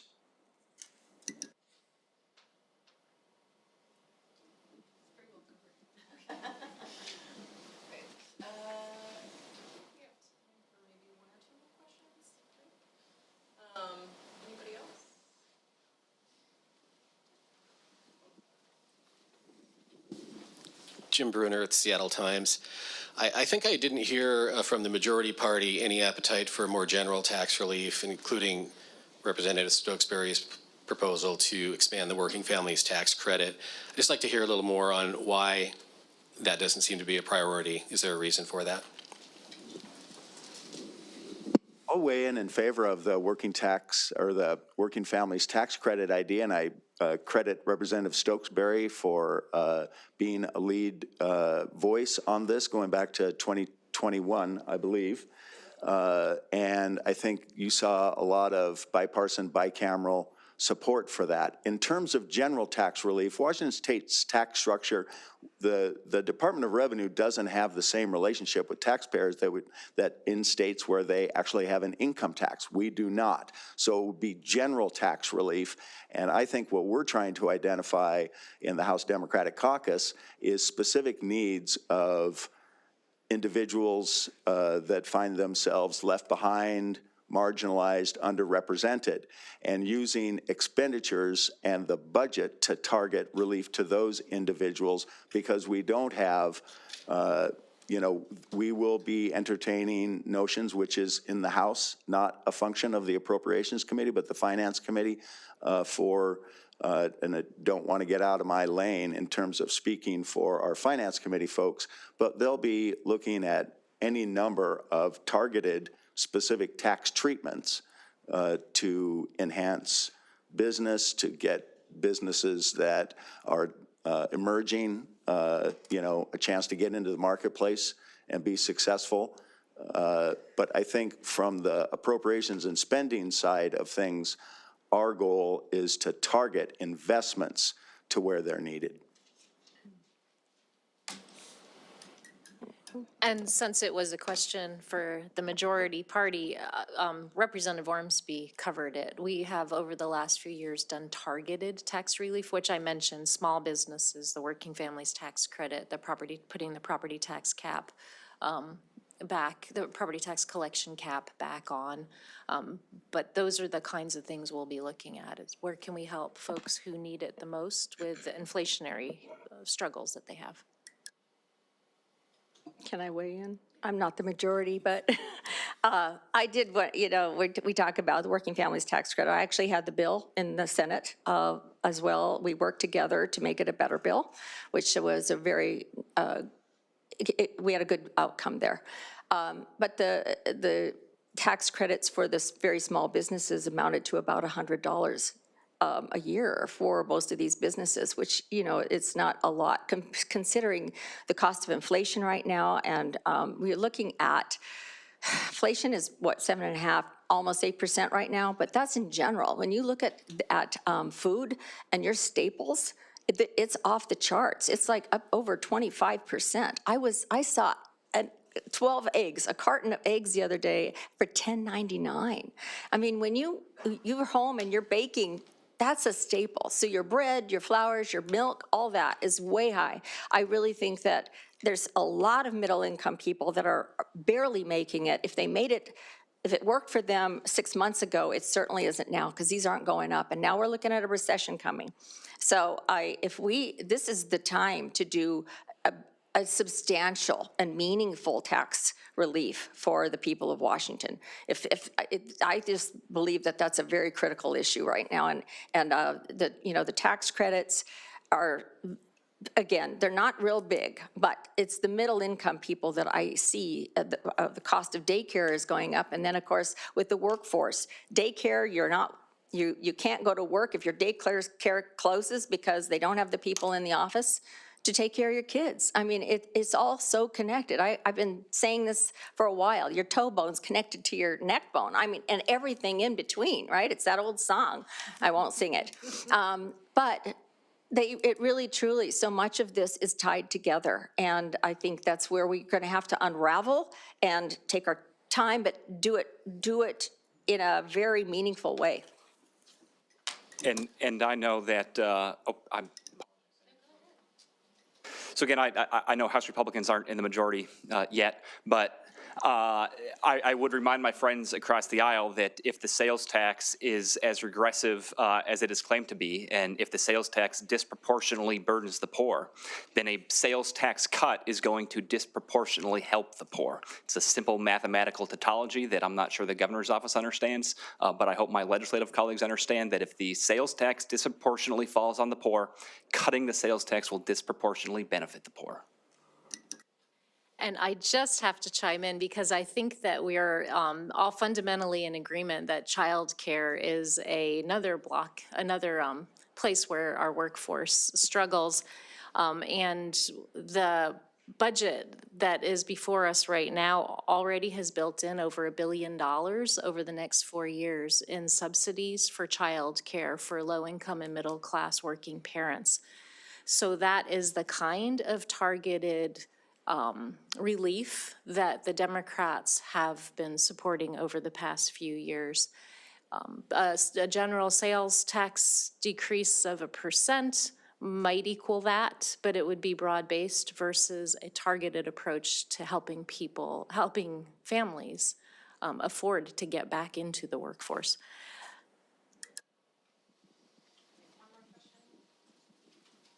Are there other people who want to answer?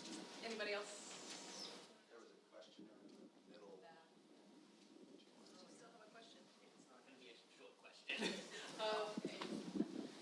I wanted to follow up on Bruner's question here too, because it also made me think about something the speaker said in the last panel about targeting relief to low-income people when it comes to housing. We've had such a shift in this state in the last decade in costs, and I just think about, I lived in Spokane a decade ago. I paid $300 a month in rent for a studio apartment. The people that I knew were buying houses for like $130,000 or something. I just saw recently it's like $450,000 is the average price. Of course, it's way worse over here. So when we talk about target investments, these are the sort of discussions that were happening 5 years ago, but there's so many more people where things are going out of reach for them. at this point. You can't buy a house, you can't build equity, you can't do any of these things. And so at what point does sort of the target investments of the kind that you're talking about, at what point does that become just not enough to actually give relief to a large amount of people?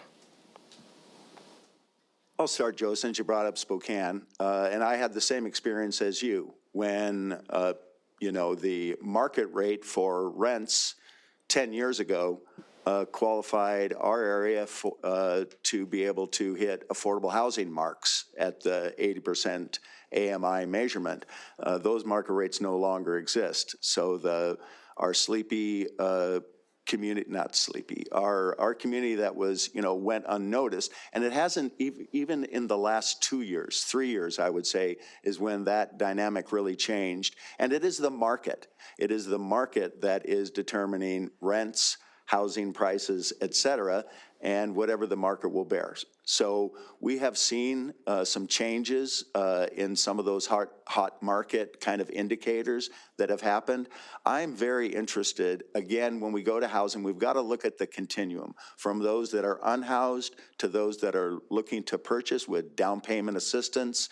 I think we need to be innovative to look at loan guarantees or other things that aren't necessarily money out of pocket, but that provide folks that have an adequate, risk profile for purchasing and creating that generational wealth. We've got to be creative and make that money stretch just as far as we can in order to provide housing opportunities across the entire spectrum, from forfeiture, mitigation. The entire spectrum has got to be addressed. And I think there are proposals out there to deal with zoning and other things that may be an impediment to affordability.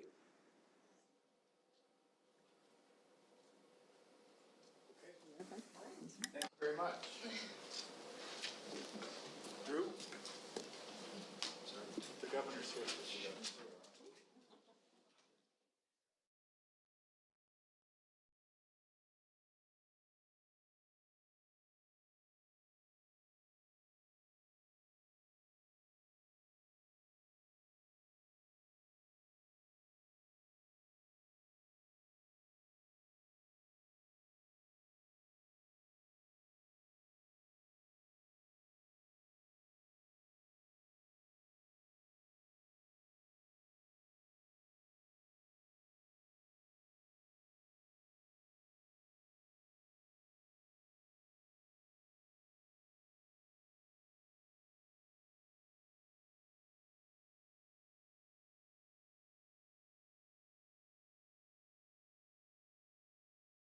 Chief for King 5 News. It's great to see everybody on this side of the room as well as the folks on this side of the room. A couple little tidbits going into our next session here. You were about to hear from the longest currently serving governor in the United States. He's a father, a grandparent, and he and his wife, Trudy Inslee, have been working for the state for a long time. The governor served as a state rep back in the 1980s from Central Washington. Before he was elected to Congress in 1992, I had the pleasure of covering the governor when I was a young pup reporter in Yakima in 93, 94, 95. But as Trudy Inslee made it clear one time, we don't talk about the 1994 election. So without saying anything else, here is Governor Jay Inslee. Please hold your applause. I appreciate that. Thank you, Trudy. I appreciate that.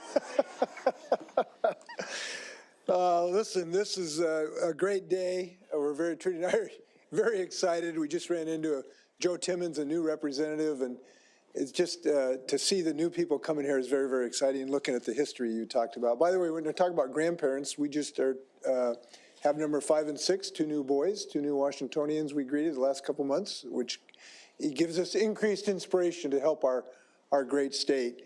I got to tell you, this is, I believe, our 11th legislative session since I've been governor, and I've never been as excited and optimistic during my term as governor as the opportunities we have in this upcoming legislative session. And there's multiple reasons, if I can just touch on them. First, we're back in person.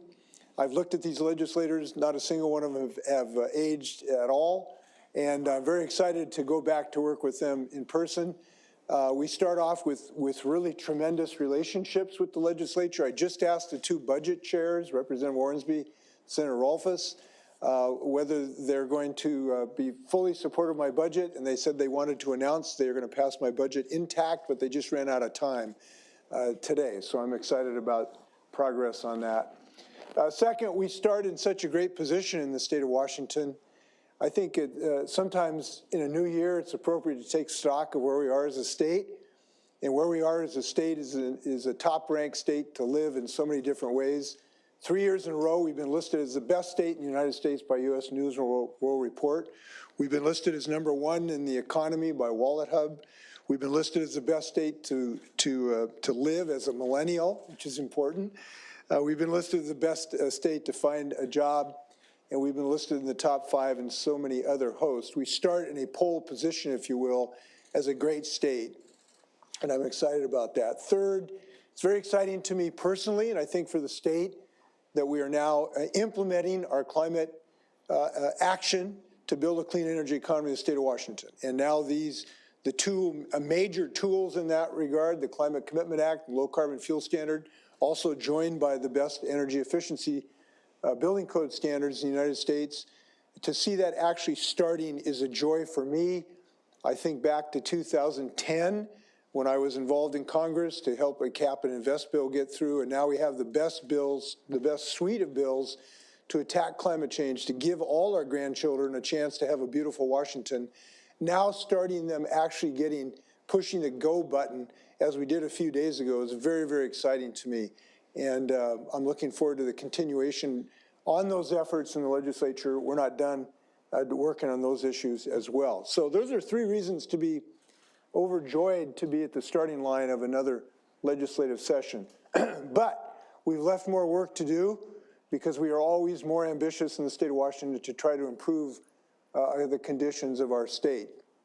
And we've got some major initiatives that I hope the legislature will tackle this year. I just want to talk about one in my opening comments, and that's the need to attack the homelessness crisis in the state of Washington with a degree of vigor and robustness and scale that is necessary to actually move the ball forward in reducing homelessness, the scourge of homelessness in our state. And as you know, I'm asking the legislators to step up to the line and really take a big whack out of homelessness in this legislative session.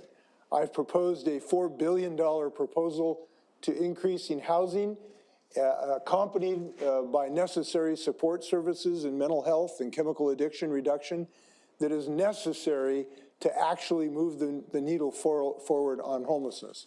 I do this because this scourge of homelessness, I do not believe should be acceptable to anyone in the state of Washington.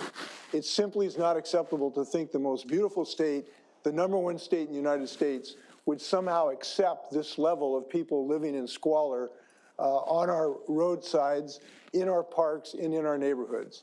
And in order to do something about this, there's a couple things I think we need to realize. #1, this is not a self-correcting problem. This is not something we can wish away.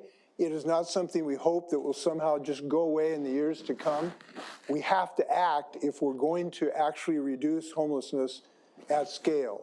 #2, we have to approach it at scale.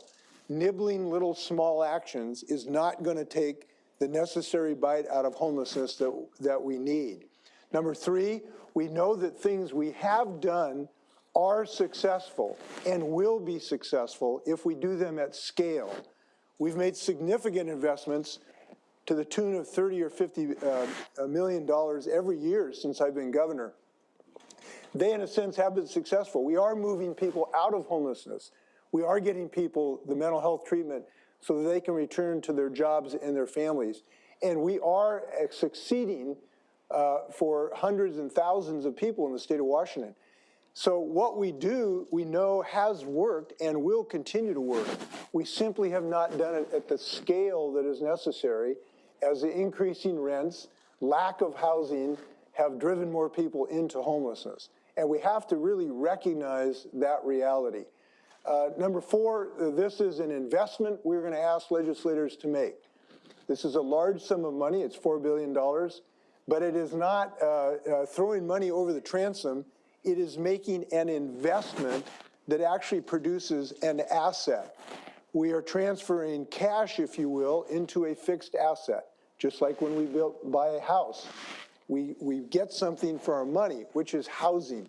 And so for this proposal will get something long-term for Washingtonians, which is increasing housing. Fifth, we need to do this now. We can't put this off 20 or 30 years and have small bites for 20, 30 years, because it is not acceptable for the next 20 or 30 years to have this squalor as a blight on the state of Washington and put so many people who are experiencing homelessness into terrible living situations. So I think that this proposal is both necessary, well-considered, and is at the scale that is both necessary and achievable in the way that I have proposed to essentially transfer this on how we think of this in bonding capacity for the state of Washington. This will require a vote of the people because of our Constitution, and I believe Washingtonians across the state of Washington, and when I say across the state of Washington, I mean this. This is not just a King County problem or a Clark County problem. This is a statewide problem. Virtually every city in the state of Washington has experienced homelessness in one form or another, and we have to address it on a statewide basis. So I believe Washingtonians want action at a scale that will actually achieve meaningful progress on this, and this is what is necessary to do that. So I commend this proposal to the legislators, and I look forward to working with them. So with that, I am very happy to stand for your easy questions and general criticisms. So have at it. Who would like to recognize? But Roland, do you want to? I don't want to play favorites here. Roland, you want to decide, or do you want me to? It's all you, Governor. Okay, who has the easiest question? Okay, Drew Mickelson, easiest question right there. What has the feedback been like on this referendum proposal? We didn't get a chance to get too into it. We had a fire alarm, so I'd love to hear some more from what you have heard from folks here at the Capitol, perhaps constituents as well. Senator Wilson said spending billions, he's going to have to need to sell us on that because we've been spending billions, right, and we have a growing problem. So how is your campaign going with legislators here on the referendum? It's just starting, and we really have not had any sort of dispositive reaction from legislators at the moment. My general belief is legislators recognize this is a necessary thing for the health and beauty of the state of Washington. I fundamentally believe there is a very deep, abiding recognition that this is not acceptable in the state of Washington. So I feel very positive about the willingness of the legislature to make big moves this year in the legislature.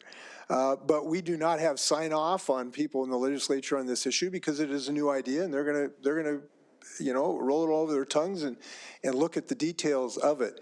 So I feel very good where we are on this because fundamentally people want to see solutions to these problems. I think that's the biggest issue we have to ask ourselves.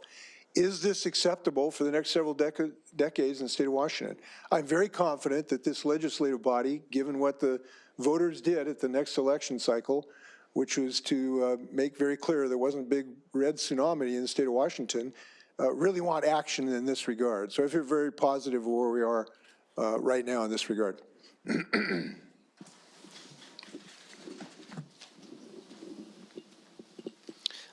Brennan Kaufman from the Daily News in Longview, just following up more on the homelessness stuff. With the housing bond and stuff, that's definitely a long-term investment, but that's maybe not immediate help for the people who are on the streets right now. What are kind of your priorities when it comes to things that could kind of get rolled out quickly for the state?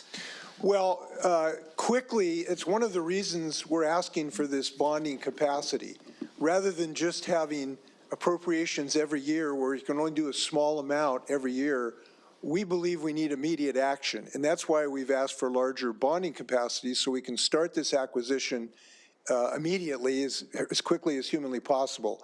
And we have adopted strategies to do that, which is buying existing buildings, for instance. And this building, this transitioning old hotels, old motels, old buildings into housing is showing significant action across the state of Washington. I was very thrilled to go to the opening of the Catalyst building in Spokane, which is an old motel that was rebuilt in something like 6 weeks. I talked to the guy who they put in a fire suppression system in 6 weeks, which is as quickly as you can humanly act, and now have access for about 100 people in Spokane County, get them off the streets. That's the kind of thing that we're doing. The state is not the only player in this. Counties, cities are also actively involved in that very rapid transition. We've had some significant success moving people off of our right-of-ways, and you've seen improvement at Dearborn and other places where we have removed these camps and got people into this housing rapidly. So the first order of business is to use existing buildings to transition to get people into safer housing. And that, I think we're showing significant progress in that regard. By the way, I just want to take this moment, too, to make this clear on this housing proposal. One of the, I think, if I may say, the wisdom of this proposal recognizes that there are multiple reasons for homelessness. Not one, not two, there are multiple reasons. And I point this out because there are multiple things we need to do to end homelessness. Number one, we need additional buildings and housing. We have to have additional housing. We're tens of thousands short of additional housing, of roofs for people to be under. We have to simply increase the stock of housing. We've had about 1 million people move in the last decade and a half, but we've only built housing for about 350,000 people. Well, what do we think is going to happen when you have 1 million people move in, but you don't build housing for people? You're going to have a homelessness crisis. So fundamentally, we have to build additional housing, additional buildings. Yes, we need to transition people to existing buildings we have, old motels, old grocery stores, whatever we can find. But we have to build. There is no way to solve this problem. We have to build our way out of this problem with additional housing stock in the state of Washington. And that's a significant part, obviously, of this $4 billion. But that is not enough to solve this problem, because we know a significant number of the people who are experiencing homelessness have mental health challenges. And they have to have assistance to get back on their feet with mental health, behavioral health. And that's why we are also increasing our behavioral health access for people so we can help the folks that do have mental health problems that are necessary. And one of the things that's been very impressive to me is that, for instance, this Catalyst building, they're going to have four full-time mental health professionals right there in the building so that people with mental health challenges can get treatment for it right in the building. This is a tremendous strategy. It's working across the state of Washington. But third, a lot of people have chemical addiction problems, obviously, who are homeless as well. That means we've got to have the ability to get people to have help with their chemical addiction problems. And I've seen considerable success when people get that help. I remember meeting a man in Clark County who got into a tiny home village, and he told me this allowed him to get his feet underneath him so he could address his chemical addiction problem. And now he's getting medically assisted treatment, and he's dealing well with that. He said, this literally saved my life. So, and we know people have needs for vocational training so they can get back into the workforce. So we need to have supportive services, but first, if I may, we have to have a roof for people. And that means we have to build in the state of Washington.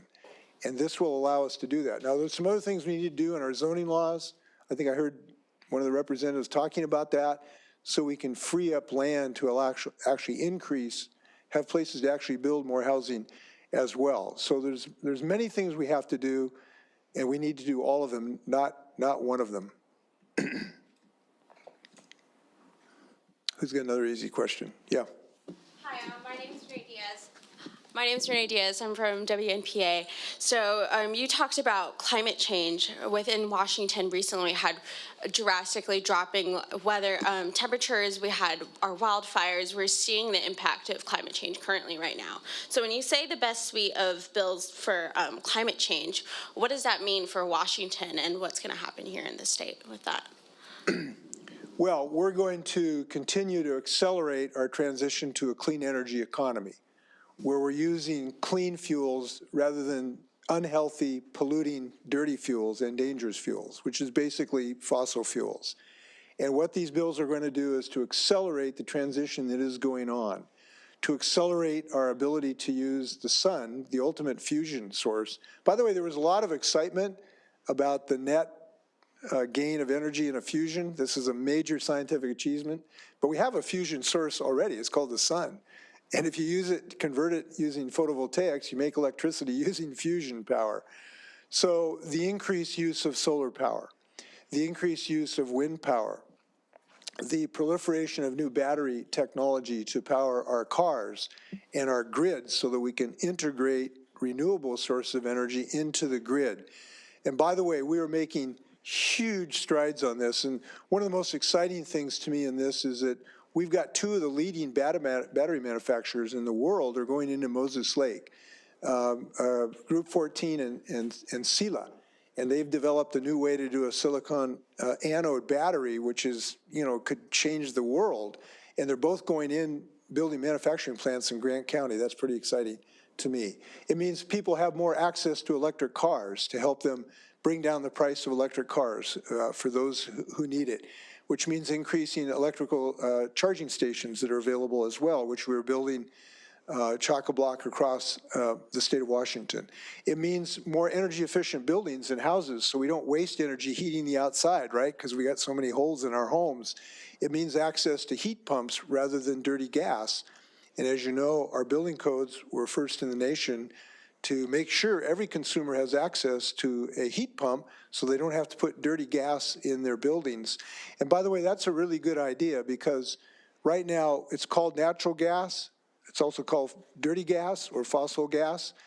Children in a home have an increased rate of asthma of 25% if you've got dirty gas in your home right now. So helping people avoid that fate of having to have pollution in their homes is something very, very important.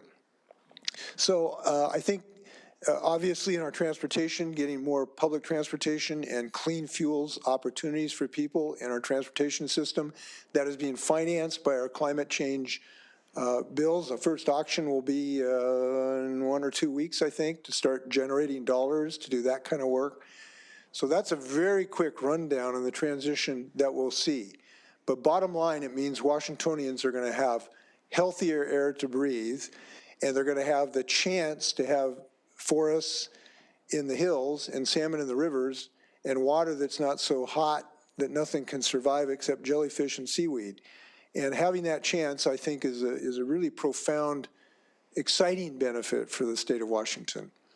And I've been at this for over a decade now, obviously, as I indicated, but I've never been so optimistic, in a sense, about the ability to achieve this vision I'm talking to you about.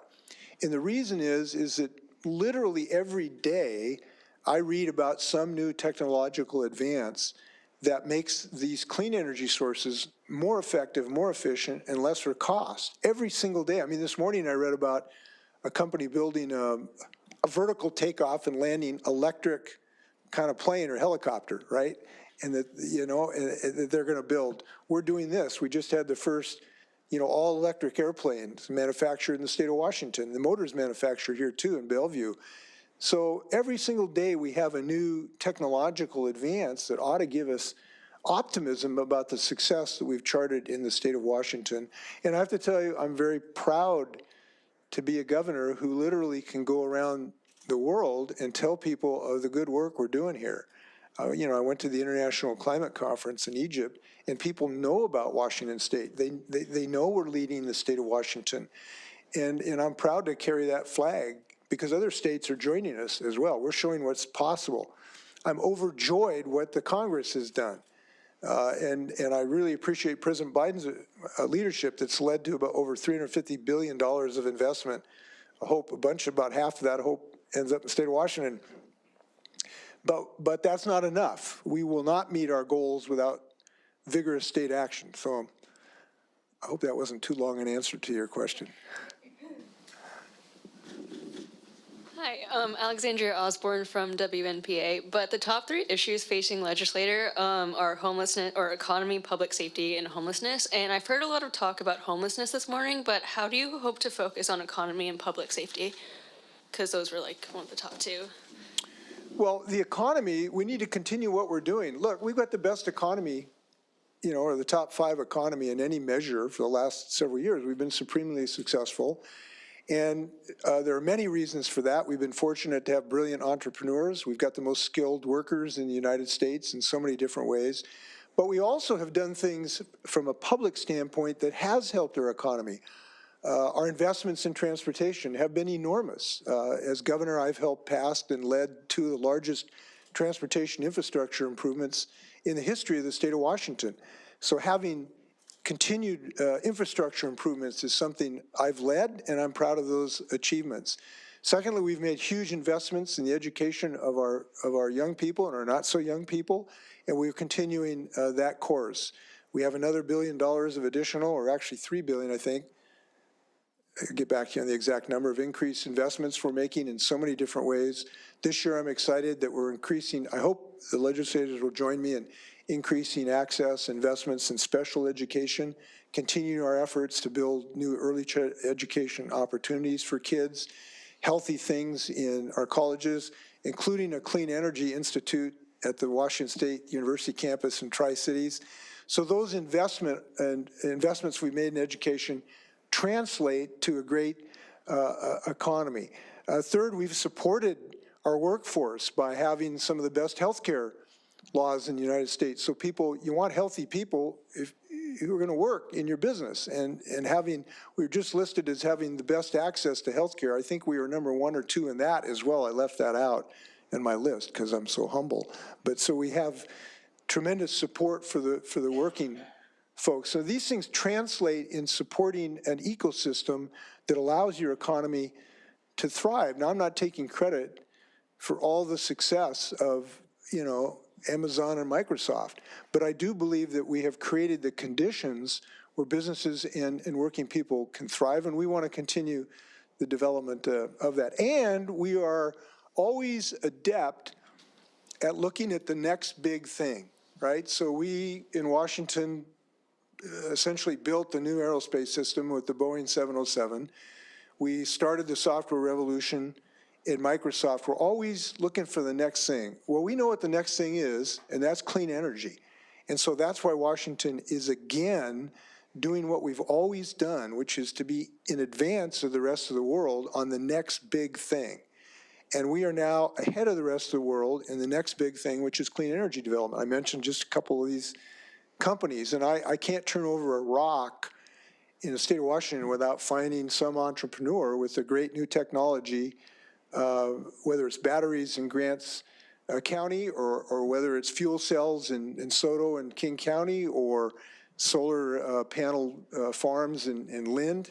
It's just happening all over the state of Washington. So those are the 4 things we're going to keep doing. The other half of that question is public safety. Oh, yeah, I'm sorry. Yeah, let's get to that. So we all have major concerns about public safety right now. It is disheartening. I am one of 50 governors who is disheartened that we have had some increasing crime across the United States. It is a national phenomenon. Following the COVID cataclysm we had, crime has risen in some versions, not all, but in some versions across the United States. And I'm one of the governors that is disheartened by that.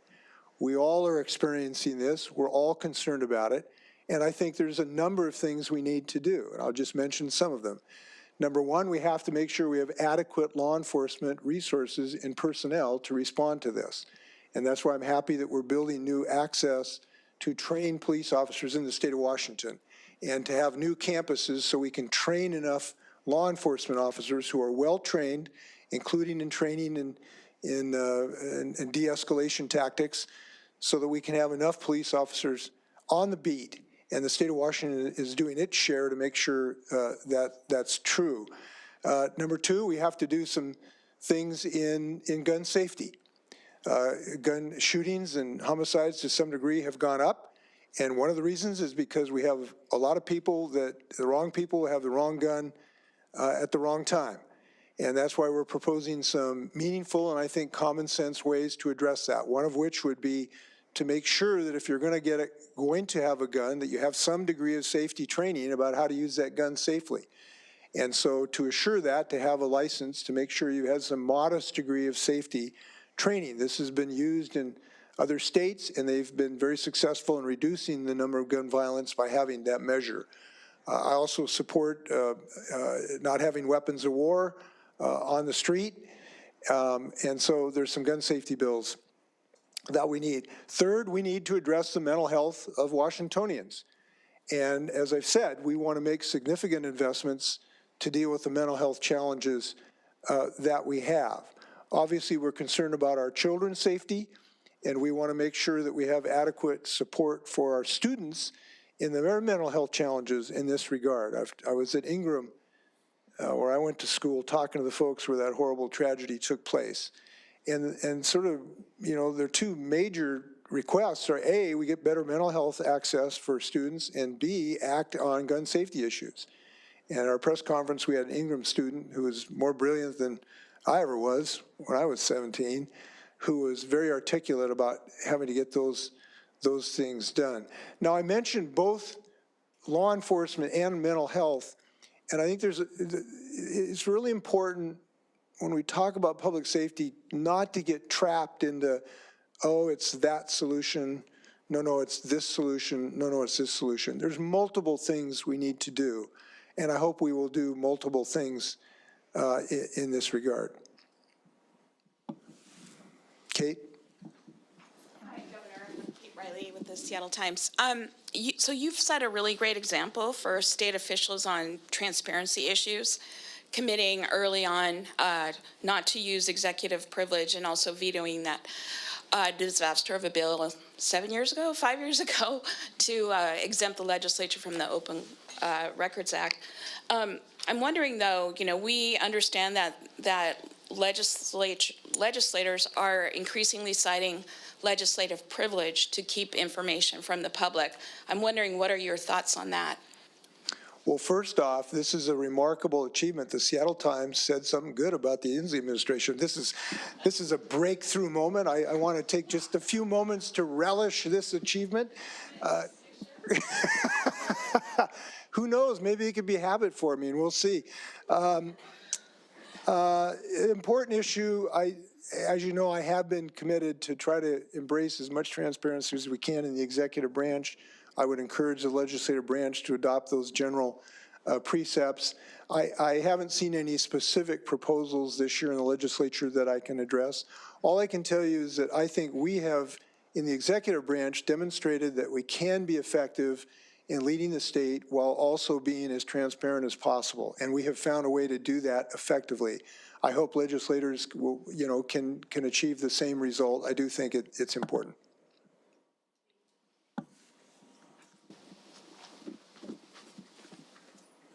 Tom Bonsey with Public Radio Northwest News Network. I'm curious if you've had any recent rethinking about how long your administration wants to keep the COVID vaccine mandate for state workers in place. Would that be at this point more or less forever, or would you foresee some relaxation in the near future, perhaps to increase the pool of snowplow drivers and troopers and ferry workers and so forth that could be hired? We believe the right decision is to make sure we protect the health of our state employees and their ability to actually do their job and not get sick. And so we are going to continue that policy. I think it's the right policy for the state of Washington for multiple reasons. One, we want to keep people actually working so they don't get COVID and get sick. When they're not on the job, they can't serve Washingtonians. So this is one way to keep the health of our employees. And two, it's good for them to protect their health. And three, it has not been any significant impediment for hiring. We've had challenges in hiring, but it simply has not been a problem for us that you've suggested it is. We have found that it just isn't. When you do a survey of people and you ask them about their situation, that it has not been a problem in hiring. Fourth, we continue to see the challenges of COVID. As you know, there is a new strain out there, where about 40% of the cases in Northeast are apparently this new strain of COVID, and it still remains, you know, a very significant illness. So we think it is the right approach, and we intend to continue it. By the way, if I may, and I'm sorry if you've heard this before, if you haven't had what we used to call the booster, we really encourage you to think about anybody getting the booster. And the reason is, if you haven't had the most recent booster shot, if you just had one or two, a couple of years ago, your protection has really significantly been reduced. So the booster remains very important for people, obviously more important for people of my age bracket. But if you haven't had that, we really encourage you to consider getting that, for particularly because we have another strain out there. It continues to show an improvement to produce a reduction in hospitalizations. It won't eliminate the chance that you become positive, but it still has a significant reduction you'll end up hospitalized, and a significant reduction that you'll lose your life. So we really encourage people to get in and get that booster right now. Hi, Tasia Perrycook, Crosscut. I've spoken with folks experiencing homelessness who feel uncomfortable taking advantage of shelters, tiny homes, and other housing programs due to the surveillance and conditional support available to them. What will your proposed programs do to reach the maximum amount of people through fostering a level of autonomy in their accessing of these proposed programs? Yeah, it's an important question. And I think the best thing we can do is to provide multiple environments for people, because people have different views, people have different challenges. And the best thing we can do is provide a variety of different kinds of housing for people. And so in my proposal, I haven't singled out one kind of housing. Again, because I believe in most of these problems, there's always multiple solutions, not just one. So yes, we need additional what you call shelter space. It might be a large room with people who may not have as much privacy as they want, but it's fast and it can get people out of the cold, and we need some of that. We need what I call the tiny home village, where you have a pod, and that's the next great step forward, because when you have, even though it's small, you have privacy and you have security and you have a locked door and you have a place to put your goods. That is extremely important for people. And a very significant number of people who are homeless will not go into what you call a community shelter because they have no privacy. They don't have a place to put their goods. They may not have a place for their pet. So once you give them privacy, even though it's an 8x10 small little pod, wood or fiberglass, it can become very, very successful.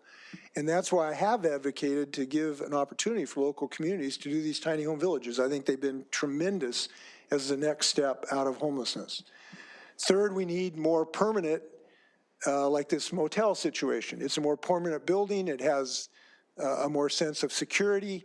It's warmer to some degree. You're inside. You have community safe that's really inside. It allows a more better nutritional access where people can get cooking on site. So that's the next thing. It takes a little longer to do, though, but we got to focus on that. Fourth, we got to have permanent housing. I come back to, I should have made this first. We need more housing in the state of Washington on a permanent basis. That means everything from single-family dwellings to duplexes to former motels to new multifamily dwellings.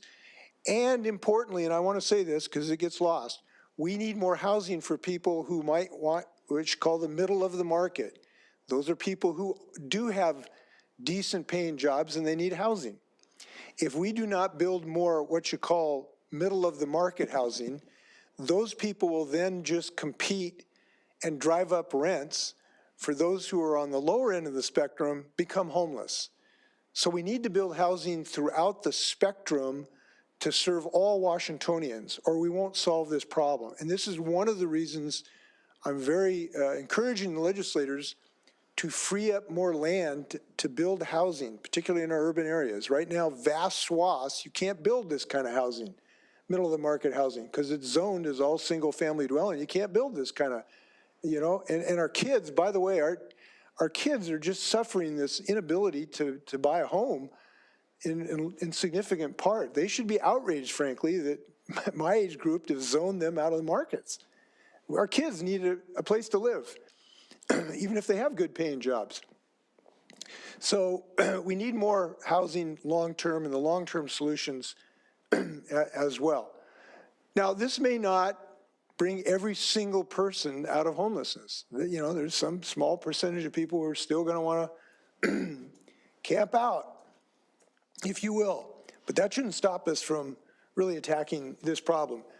And people are going to have to, learn that you can't just, take up public resources. We just can't allow people to pitch their tent next to the playground at our local park. That's just unacceptable. And folks are not going to, over the long term, going to have options in that regard. But the public needs protection. And when we have enough housing, we got to make sure that happens. Excuse me. Yes. I'm Isabel Vanderstuk from the Chronicle in Centralia. So the Lewis County Board of Commissioners just recently passed a ban on homeless encampments. Are you in support of that then? Oh, I haven't seen the specifics, so I can't address the specific proposal. But we want to reduce the much humanly possible, quote, encampments. They're non-sanctioned. There's no services. There's no sanitary services. This is the squalor that we need to end. And we need to do everything humanly possible to eliminate those encampments. We are doing that in our right-of-ways, as I've indicated. I was very, frankly, insistent with the legislators to make sure we had money to do that so we can eliminate or reduce these encampments along our freeways, and we're having substantial success doing that. So we ought to do everything humanly possible to reduce and eliminate these encampments. But we also have to realize that playing whack-a-mole with homeless people doesn't solve the problem. If you simply say you can't camp here and you don't solve their housing problem, they just move somewhere else. And so it's not a solution for us to say, we're just going to move homeless people from Federal Way to Auburn. That doesn't solve the problem. So I want to get to the heart of the problem, which is lack of housing and support services for people.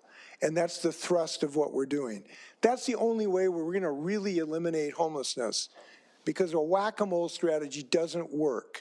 And we've learned that after city by city by city. And if we do provide housing, if we do provide mental health, if we do provide chemical addiction services for people, they get into housing and we succeed. This is a successful strategy. So I want to get to the heart of the problem in this regard. Now, as far as, outlying homeless encampments, yes, we do have to in certain areas. We just cannot tolerate people having a homeless encampment in Woodland Park Zoo. We can't tolerate that. We can't tolerate an encampment, on a playground. Those are public safety things, and people are going to have to move, and we have to insist on that. But long term, we have to find housing if we're going to really eliminate this problem. Yeah. Governor, it's Chris Daniels from Como News. I just wanted to follow up on that with everything you just said about not allowing people to camp near playgrounds or near state right-of-way with that initiative. Would you support any sort of statewide ban on camping on right-of-way? So I'm trying to make one thing kind of clear on what our intentions are. We need to attack the root source of the problem, which is not having housing for people. That is the root cause of this problem. And some kind of just ban on camping isn't sort of a magic laser beam that makes people disappear. You can't vaporize people who are homeless. And if all you do is to say, we're going to ban homeless people, it doesn't solve the problem because they don't disappear. They simply move to another place. We have to fundamentally understand that. And if we fundamentally want to give Washingtonians what they want, which is an end to this squalor in their neighborhood, we've got to provide housing in some sense. I want to get to the root of that problem. So I guess what I'm trying to say is some sort of statewide ban on homeless people that makes homeless people illegal is not going to solve this problem because you can't make them disappear. They're humans to start with. So I don't think it's adequate to the task is what I'm trying to say. If all we did in this legislative session was that and don't provide the resources to actually build housing, I would not consider this a successful legislative session. We need to get to the root of the problem. Now, there are things that I would be supportive, as I have been, to insist that in certain areas we can't tolerate even that in a short term, schoolyards, parks, we're removing people off of our right-of-ways because it's a public safety hazard. Yes, there are times where we have to act in short order in this regard. But let's get to the root of the problem. Any other easy ones? Yes. Yeah.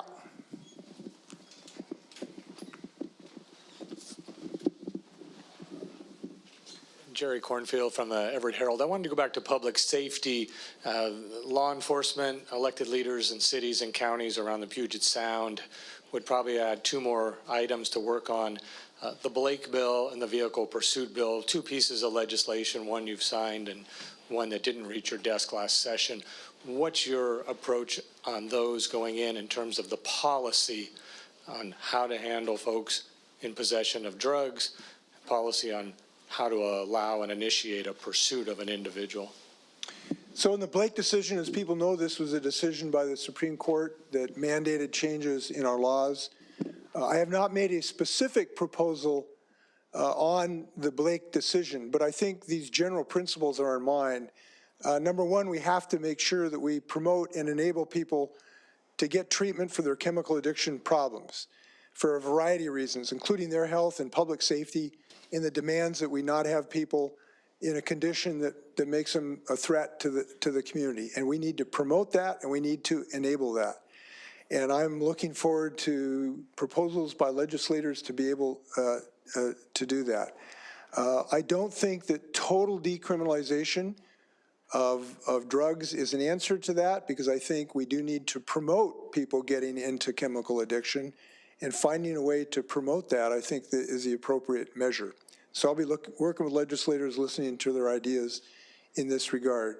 On pursuits, we passed pursuits. I'm talking to people. I haven't any specific proposal on changes of our current pursuit laws, but I'm willing to listen to people if they have concerns about those as well. Yeah. Matt Markovich with Cairo News Radio.